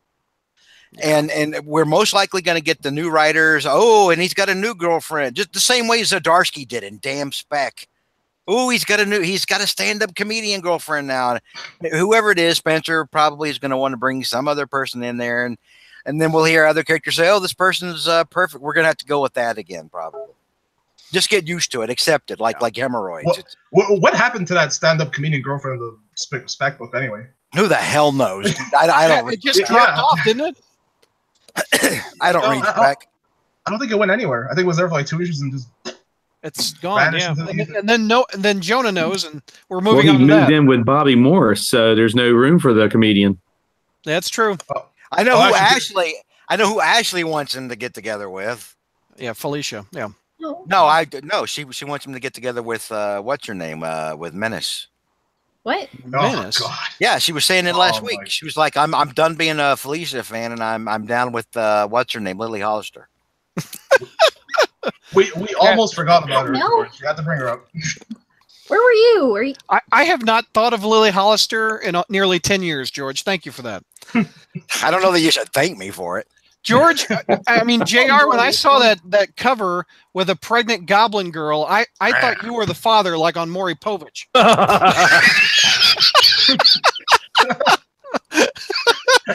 JR, you are the father of this goblin baby. That was like $5.97. That was Brad, I didn't That was- think that I could lose any more respect for you than I already had. Oh wow! I wanted to ask Patrick a question. You know, I mean, since we're observing things that are in people's rooms, you know, I noticed that Patrick has his name above like the door frame. Is that like so you don't walk into the wrong room or so? Oh, I live here. Okay. What an a-hole. That was actually a gift from my brother when he was in New York City. There was somebody on the street like writing those out. Then they wrote up a Spider-Man one. You can't really see it. Oh, but- there's Spider-Man on the edges. I didn't see. I Yeah. just saw the name. That's fun. yeah. Oh, that's pretty. Did you run into one of those Times Square Spider-Man by chance, or did your brother? I haven't asked him. His brother is a Times Square Spider-Man. Oh my god. Well, he's not Flower. He's not Flower Spider-Man as far as I know. Oh, look, he is a big JR fan. Look at that, quoting the Flower Spider-Man.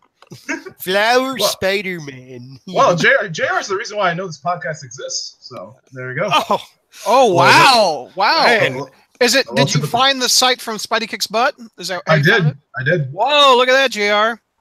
Yeah, me too. That's one reason I guess I still leave it up, even though it's. What about the website? dormant. No, just kidding. Well, Jared. Wait a minute. While I have JR here.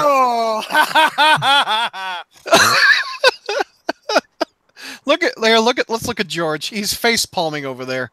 My humor has killed the Texan. Well done. All right, Patrick. I appreciate you calling in. I appreciate you taking time and listening. And I'm glad that JR sent me some traffic, and you're one of them. Yeah.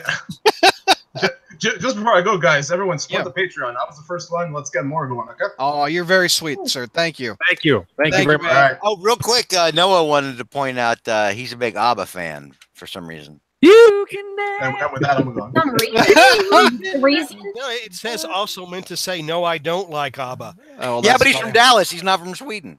Oh. That's funny. All right. Who we got next, Zach? We got Peter, is also known as Chi-Town Spidey. The cosplayer, right? Chi-Town.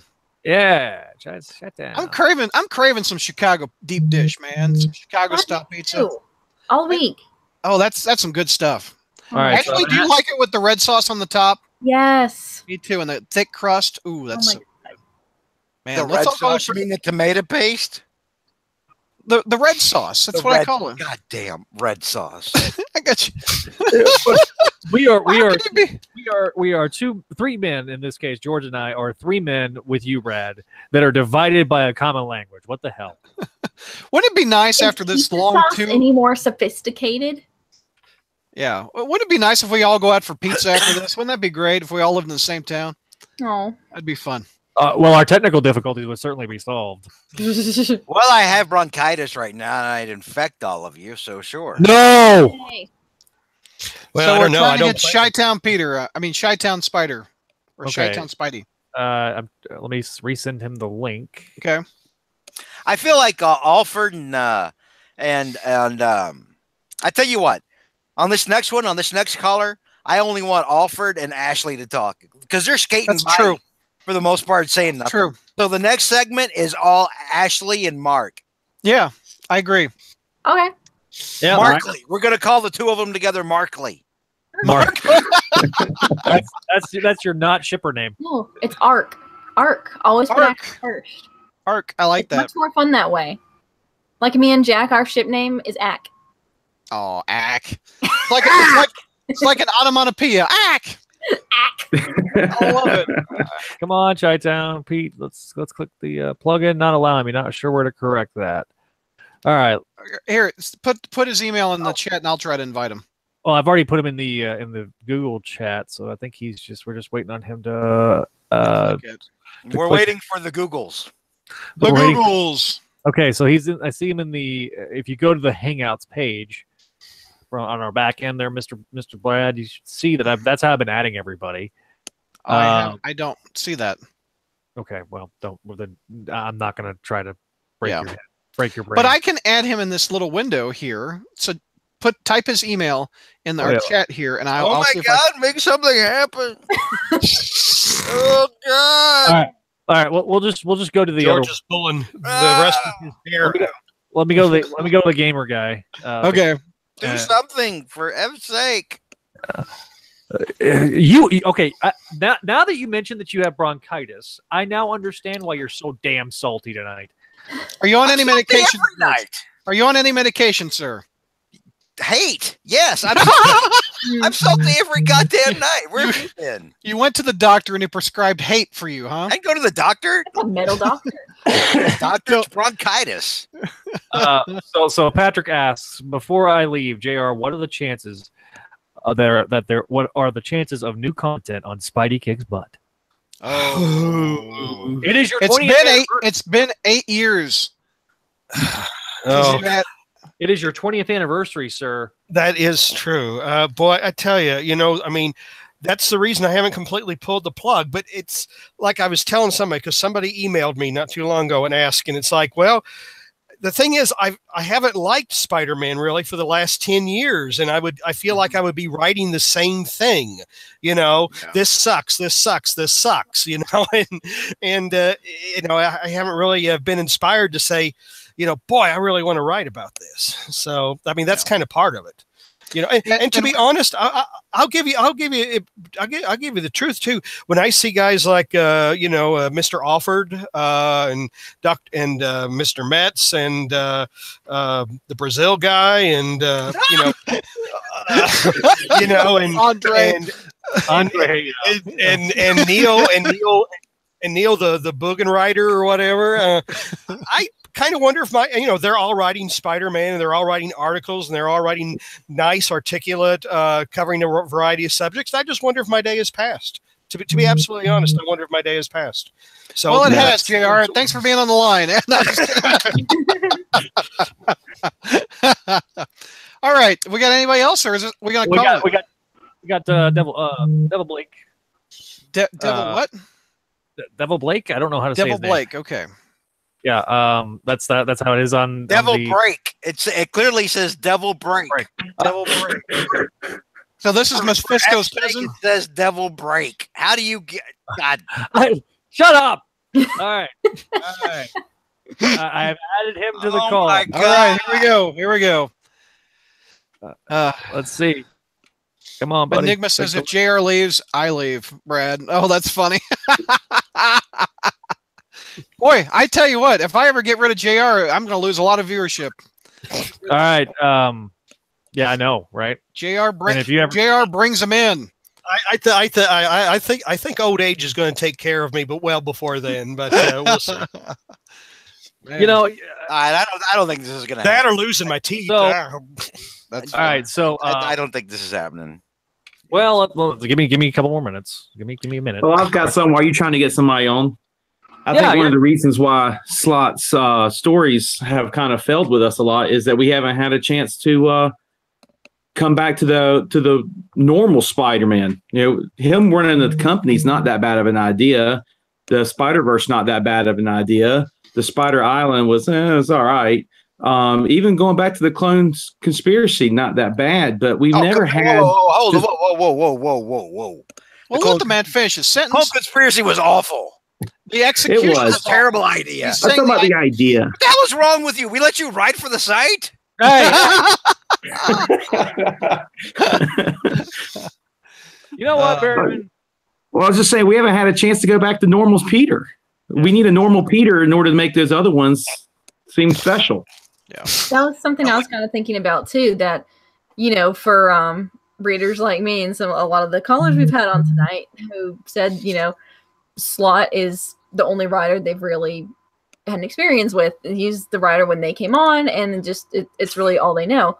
But for a writer who stayed on the title for so long, I feel like I I've been exposed so little to the real world and character of Spider-Man. Like, I really haven't seen any meaningful stories done with a lot of the key players. Like, thinking about Norman Osborn, hardly Or Deb seen- Whitman.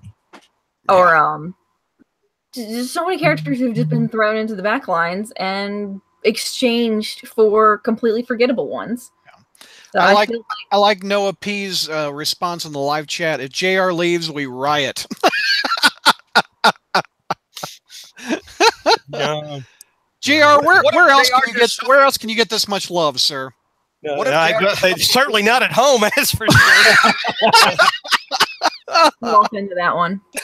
What happens? What happens if JR just passes quietly away and like the gambler? And This is like JR's Amazing 400. We're all going to be at the bedside, and then he'll come back and shack up with and be younger. I sometimes really feel. I mean, I'm going to like you'll die on cam. I know.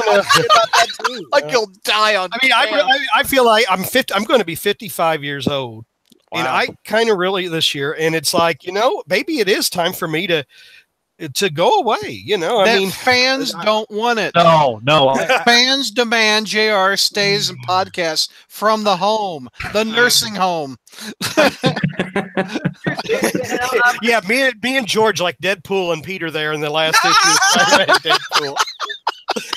Oh, remember who I forgot who it was posted that preview art of like Peter getting out of bed, and there's that caption that says, "You only die or you start dying whenever you stop growing." And I said, so for Peter, that was like what, around 2008? Yeah. Okay. Cody says, "Damn JR, you can adopt me. I'll listen to you ramble on about random super spider crap, and I'll supply the booze." So many people want JR to be their daddy. No. Speaking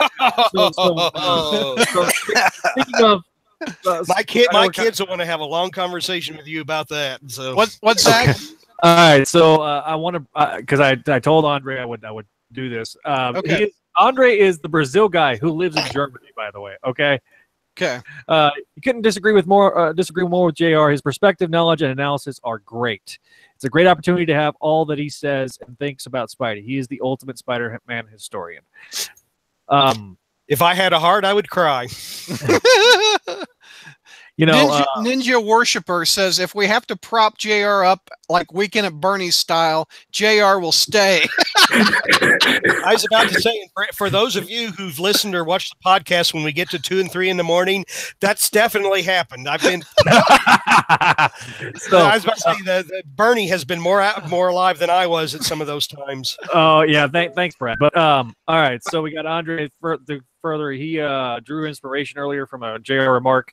He starts from 80s Marvel. Jim Shooter is calling the shots. Frank Miller on Daredevil. Byrne on Fantastic Four. Claremont still running wild. Whoa, we're getting Chi-Town Spidey. What's up, Chi-Town? Oh, okay. Hey, guys. How you doing? Let me guess. Calling from Chicago. I like his pose. He's like, hey, what's up, Justice? Like Batman. Just hey, chilling. Guys, what's up?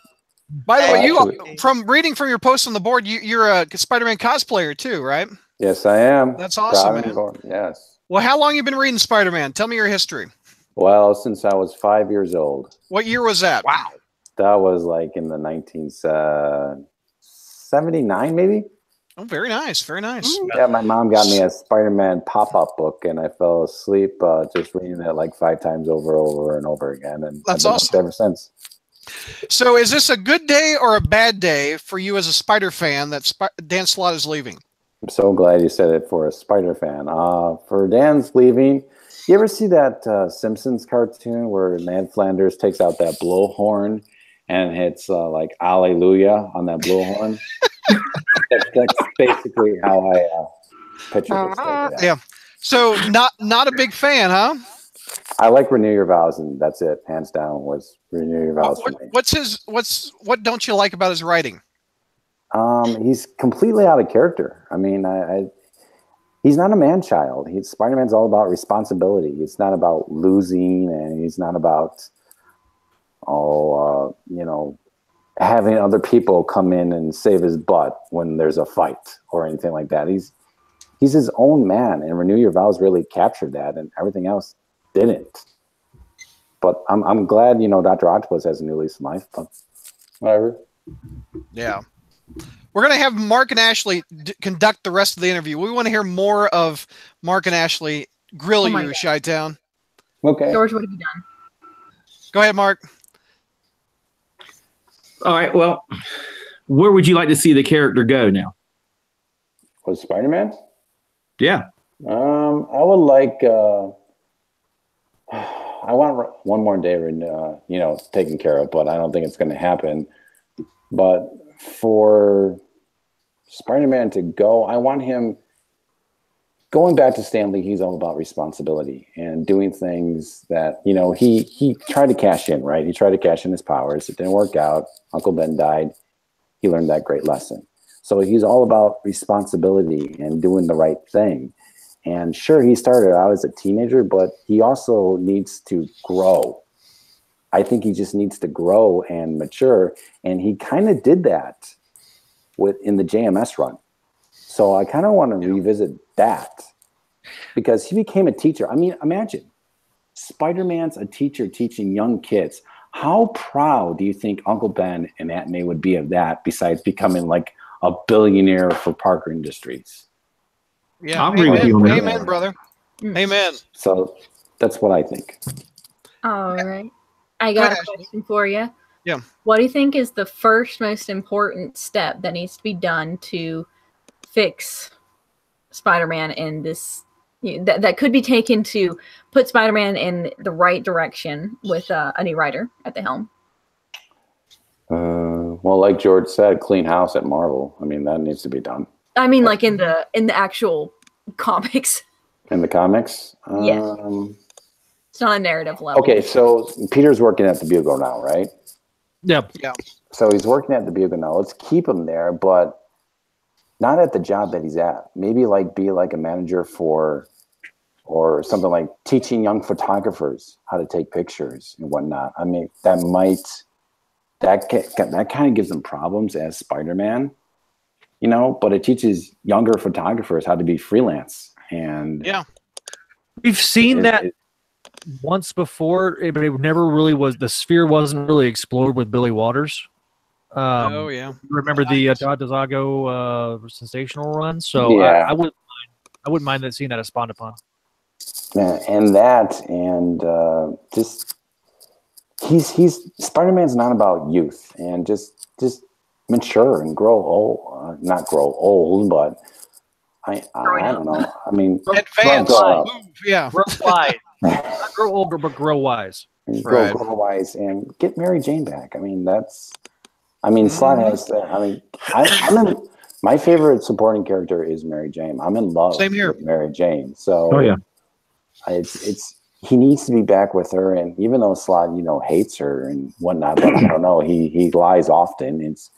It's like during the Superior run, you know, that's my soulmate. So let's make them the soulmate. I mean, you could write good stories with what do you think of Slott's quote in the Vulture article about how he's been lying and do you think he left willingly, or do you think he was told to step aside? I think he was maybe told to step aside. Yeah, I think so too. It's hard for me to speculate that, Brad, because you know, obviously it's a man's livelihood that we're talking about, and we don't know what journals and stuff. I'll speculate on it. I no F's given at all. Well, we already knew that your existence is 0 F's given. Okay, no doubt. But only 2 people in this room interacted with you in the public. They're Berryman. I know how you are. 0 F's are given. it's Peter, right? Chi-Town. Yes. Okay. Yep. So before you go, tell me a little bit. What's it like to cosplay as Spider-Man? Because I saw some of your pictures. You did the Renew Your Vows cosplay. You had what? Was that your daughter and your wife, or who was Mary Jane and the kid? No, Mary Jane was a cosplayer called. I believe I can find her name on here. If you just we can give her a shout out. Yeah. Yeah. Gwen. Let me see if I can get to her really quick. The Mary Jane cosplayer's name was Gwen. Yeah, it's like Gwen that's Stacy something. No, her name's not Gwen Stacy. That would be funny. I can find her Twitter handle, and that'll work. Go. But the cosplayer that played Annie was a little girl named Little Cosplayer. That's her Little handle. cosplayer on Twitter or something. Yeah, yeah. That's funny. Not many Renew Your Vows cosplaying going on, but that you guys really hit it out of the park. That looked good. It's Gwen Dillon Stacy is the one that played Mary Jane. Wonder That's her. Wonder if that's her real name. Probably not. I'm not I sure. don't know. No, it's not. But that's find her on Twitter there. That's cool. All right, man. Any final thoughts before we let you go, Peter? Make Spider-Man great again. No, there you go. All right. I like your style. I like your haircut. I like your Thank you so haircut much. too. You got a good haircut. Here, also, real quick, how long you been on the boards? Listen to the podcast. Oh, I just started earlier, and then when I reached 100 posts on there, and became like I think it's a web slinger. Something like that. I kind of did a little dance of joy. So yeah. Have you been I'm listening to the happy podcast for a while, or? Guys, you guys keep me entertained and awake when I'm on my commute to work. Oh wow! So thank you. Keep it up. How long you been listening? I've been listening since 389 episodes, and I'm still trying to catch up. Oh wow! That's impressive, sir. All right, Peter, I appreciate you taking time. Thanks, Pete. You guys Be be on great, the long keep live it up. show. Thanks, You're all man. about the truth. Take it easy. Have a good one, man. Bye. Okay, so we're gonna try one more time with Devil Break. Mark and Ashley have to do it again. They have to talk again. Here, Mark and Ashley, greet the person as they come on the line. There you go. What? You want to give me a checklist, George? What? Give me my objectives, my mission objectives. Yeah, let me give you your motivation. No, that's different. Don't fall asleep. That's really the only rule on this podcast. Don't fall asleep. Yeah. All right, so if you Devil Break, if you'll click the link that I sent, let me resend it to you. Just in case. Is this the last one? I think it probably should be. This is our last one. This is our last one. All right. Because this Peter would have been a good one to end on, but if we got one more left, I know Alfred's fighting to stay awake because he's already in bed by now. Easy. You gotta get I'm up old, yeah. school kid. 1 a.m. over here. It's just turned midnight, and George, JR is pulling the weekend at Bernie's going on right now. We're on the weekend, sir. No, I tell you right now. For those that have the 39 people that have been watching, thank you. Oh yeah, no doubt. Thank you. When I got here, we were like in the. They were in the 50s. Yeah, it was crazy. That's a really big turnout tonight. So thank you everybody for such a short notice too. Yeah, click the current link. Cody hashtag sleepy-eyed Brad. That's funny. I'm the one that I almost lost it a couple podcasts ago. I was really getting tired. Cody Schuyler Wright in the live chat said something very astute, very cogent. He says, or he or she, I don't know if Cody is a male or female, but it says George is like Spider-Man from Family Guy. He gives everybody one F. Lol, everybody gets one.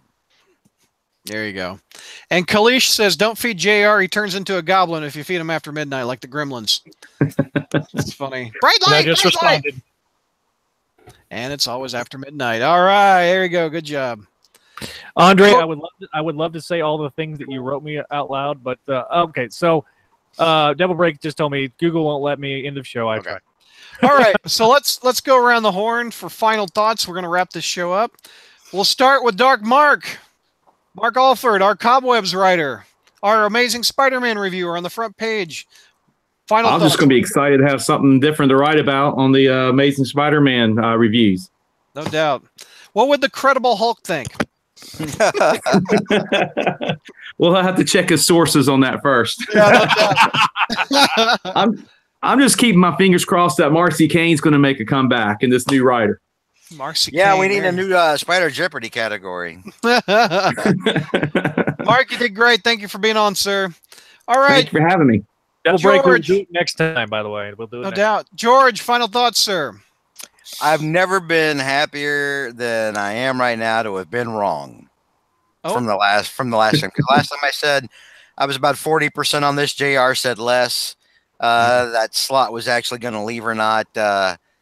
So I'm glad. And here's the thing. I mean, like when we do that, it's because we don't want you to get your hopes up. Yeah, that's true. Because I mean, there's been so many times throughout this crap run when I've seen Marvel, specifically troll and tease fans, when I've seen Slott do it, and I know already what the outcome's gonna. I'm like, the disappointment is right around the corner, folks. if you're getting your hopes up for anything. And this is another one of those things where, because I mean, we know, I mean, we hear from the fans who are like, WTF this run on ASM, right? Right. And so, we say to them, don't get your hopes up, because we don't want you to get them, get crushed, and which is a pessimistic thing to say, but I mean, that's where we are, Spider-Man fans right now. We're in a place of pessimism. So wouldn't you like to be pleasantly surprised? I would love to be pleasantly surprised. Remember when, a couple months ago, remember when that we were doing the reviews, and I was like, holy shit, I actually like this thing, and I like this thing, and you guys were like, you're smoking crack, and I'm like, no, it's Robbie, for crying out loud. Robbie's back. I like. You were happy about Robbie.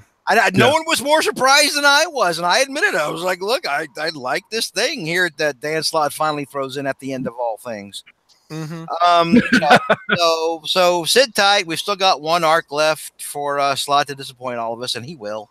That's funny. And then we can look forward to the future. We'll probably know here within a couple of weeks what that's going to look like, if it's Spencer, if it's somebody else, and how much baggage is coming in with that or not. So just be happy in that this dark point in Spider-Man history is over, but there's still a big hill to climb.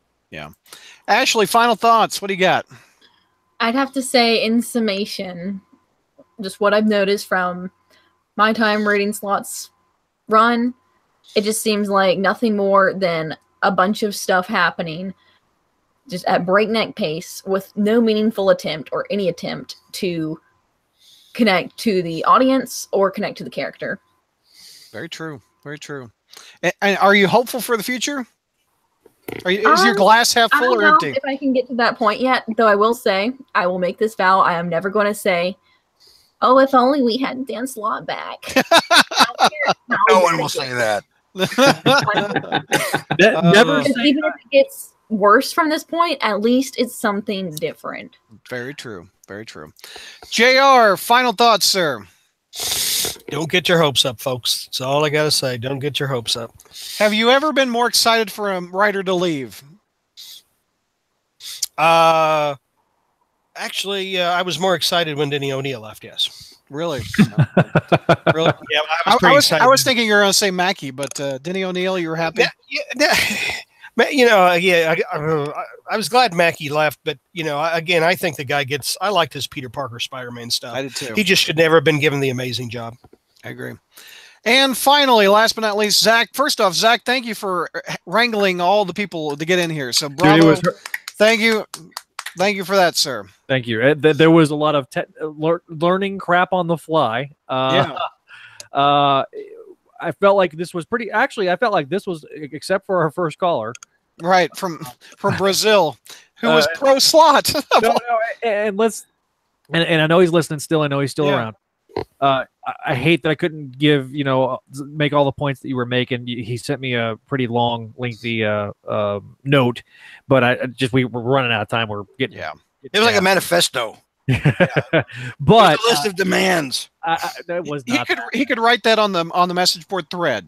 Yeah, if you would post that, buddy, or I'll copy paste or whatever for you. I don't care. Yeah. I enjoyed. Unfortunately, I didn't get to interact much on the YouTube side. So all the people that were making comments, I didn't see a lot of them. So I apologize. But there was a lot of them, man. There was. And Fast and Furious, you guys were great. Everybody was great. The fact that we did this on the fly and it was this successful, I think, is huge. And then finally to Slott. There was a lot of bad. Okay. On Clone Saga Chronicles, I said that Clone Conspiracy was the very worst story that we reviewed on that show, and Really? it deserved it. Yes. On a show that covers clones, are you sure? Yes. That's the hill you want to die on? Because all the clone stuff is crap, all of it. Well, you'd think the Clone It's like saying out of all this shit right here is the worst. He got jokes today. He's got jokes tonight. He's got some Benadryl or some bronchitis medicine in him. He's extra. That's all good. I'm riding the Mucinex. Hi. Yeah, But I did literally say it was on par with Maximum Clone Omega and things like that. But we've had some good stories, but they've been so few and far in between. People tend to forget. Here's last point I want to make. It was bad with Slott when he started repeating same story beats in the same volume. The Human Torch thing, you could say that it was metaphorically, tying to each other together, but it was exactly the same character beats, almost 2 years apart. And I raged over that. There's been a lot of funny moments that were not intended by Dan Slott for them to be funny moments, but we made them work, and we did that for our entertainment value. But Dan Slott, I'm glad that he's gone. I wish him the best on Iron Man. I won't be reading it. Sorry. All right. Wish him best in his future endeavors, but thank you. Yeah. Bye. Thank you for all the listeners. Thank you to the YouTubers. Thank you for everybody who was on the line. This was fun. Thanks for doing it. One minute. last Kirby. Oh, Kirby hand. Sorry, Kirby hand. One last Kirby hand. I thought you were going to say something. Okay. No, you have to do the Kirby hand. Alfred does it wrong. Alfred does it like this. like the monster grabbing you. That's not. It's got to be. You got to have perspective in there. Like, got the man hand coming at you. There has to be, perspective. Well, in my defense, I'm using a small phone. It's a little harder that way. He's been rocking his phone this whole time. I'm impressed that your phone has not died. You got it plugged into the computer? I got it plugged into the wall. Oh yeah, even better. Bypass that middleman computer. Yeah. Well, now, Mark, also, because your son said some unsavory things in the chat. You got to tell him to get his house in order again, aren't you? Well, that goes without saying. But now, when you discipline the boy, all right, I don't want anything as drastic as like cutting him off of college tuition. He needs that education. He's going to need that in the future. The normal things, beatings with belts, whatever. I mean, whatever you got to do to get the job done. But it's got to be addressed.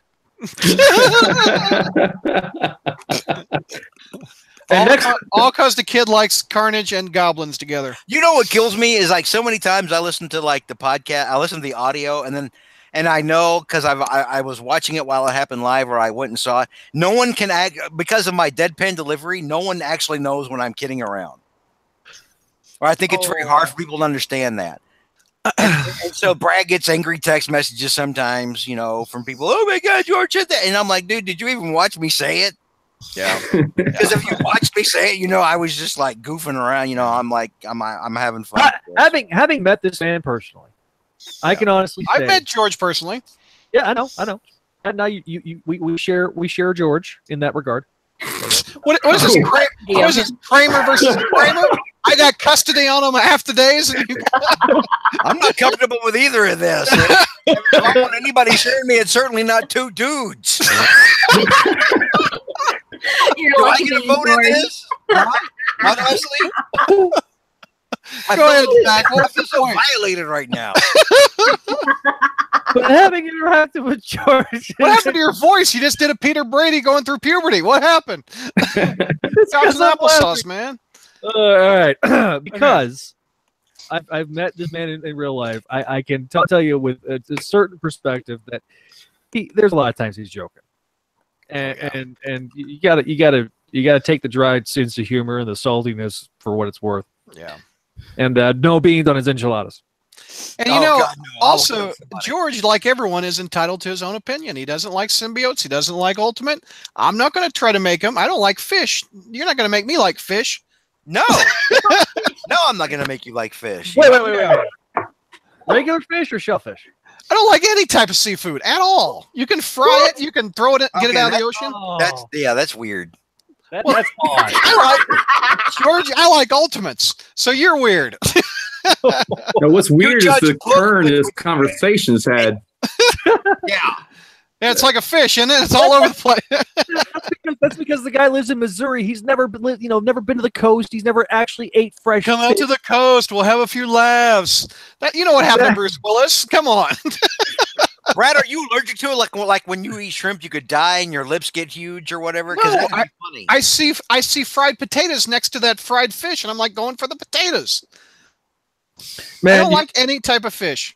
Well, look, you live in Has Missouri. this never come up in 500 podcast episodes? You don't like lobster? You don't like sucking lobster and drawn butter? No, I'll take the butter. Leave the lobster. Hey, what's wrong with you, man? 510 plus years of podcasting. You're just learning I don't like seafood. You don't like fried shrimp? You don't like grilled shrimp? No. What are you, Bubba Gump? Well, I don't like any of that shrimp. You don't like fried clams? Well, I don't know what you do in your personal life, but I don't like You those. don't like what the hell is wrong with you, you monster? I order a steak every time. You ought to be chased through the village and beaten with reeds. No, ninja worshiper. I don't even like fried Dr. Octopus. I'm telling you, Barry, it's because he's never been to the coast. He's never had real We'll have a few laughs. He's eating this frozen. I blame the parents. I blame the parents. I agree. I agree. You know, my parents, the only way they could get me to eat anything beyond chicken and mashed potatoes was to take me to Louisiana and feed me some crawfish. What's sad is what's sad is we're getting more YouTube viewers as we discuss this fish topic. The number is inching higher. Learning things that we haven't known for 10 years. And the fact is, first of all, if we're ever getting together, we better not eat in a fish joint. We're going to go steak. If I'm going to Texas, we're trolling you now. We're going to. You understand? We are trolling. No, we're not. What the hell? What's wrong with you? Why don't you like seafood? I don't like the taste. What's wrong with you? Why don't you like clones and Ultimate? I'm just flabbergasted by this turn of events. Why don't you like hoodies? That's my hoodies are because I don't like things that suck. Clones. Exactly. That's why I don't like fish. That sucks. Oh my gosh. All right. On that note, we're going to end like a dead fish and end it. A wasted All dead right. fish that someone's Here, going to eat. JR's like.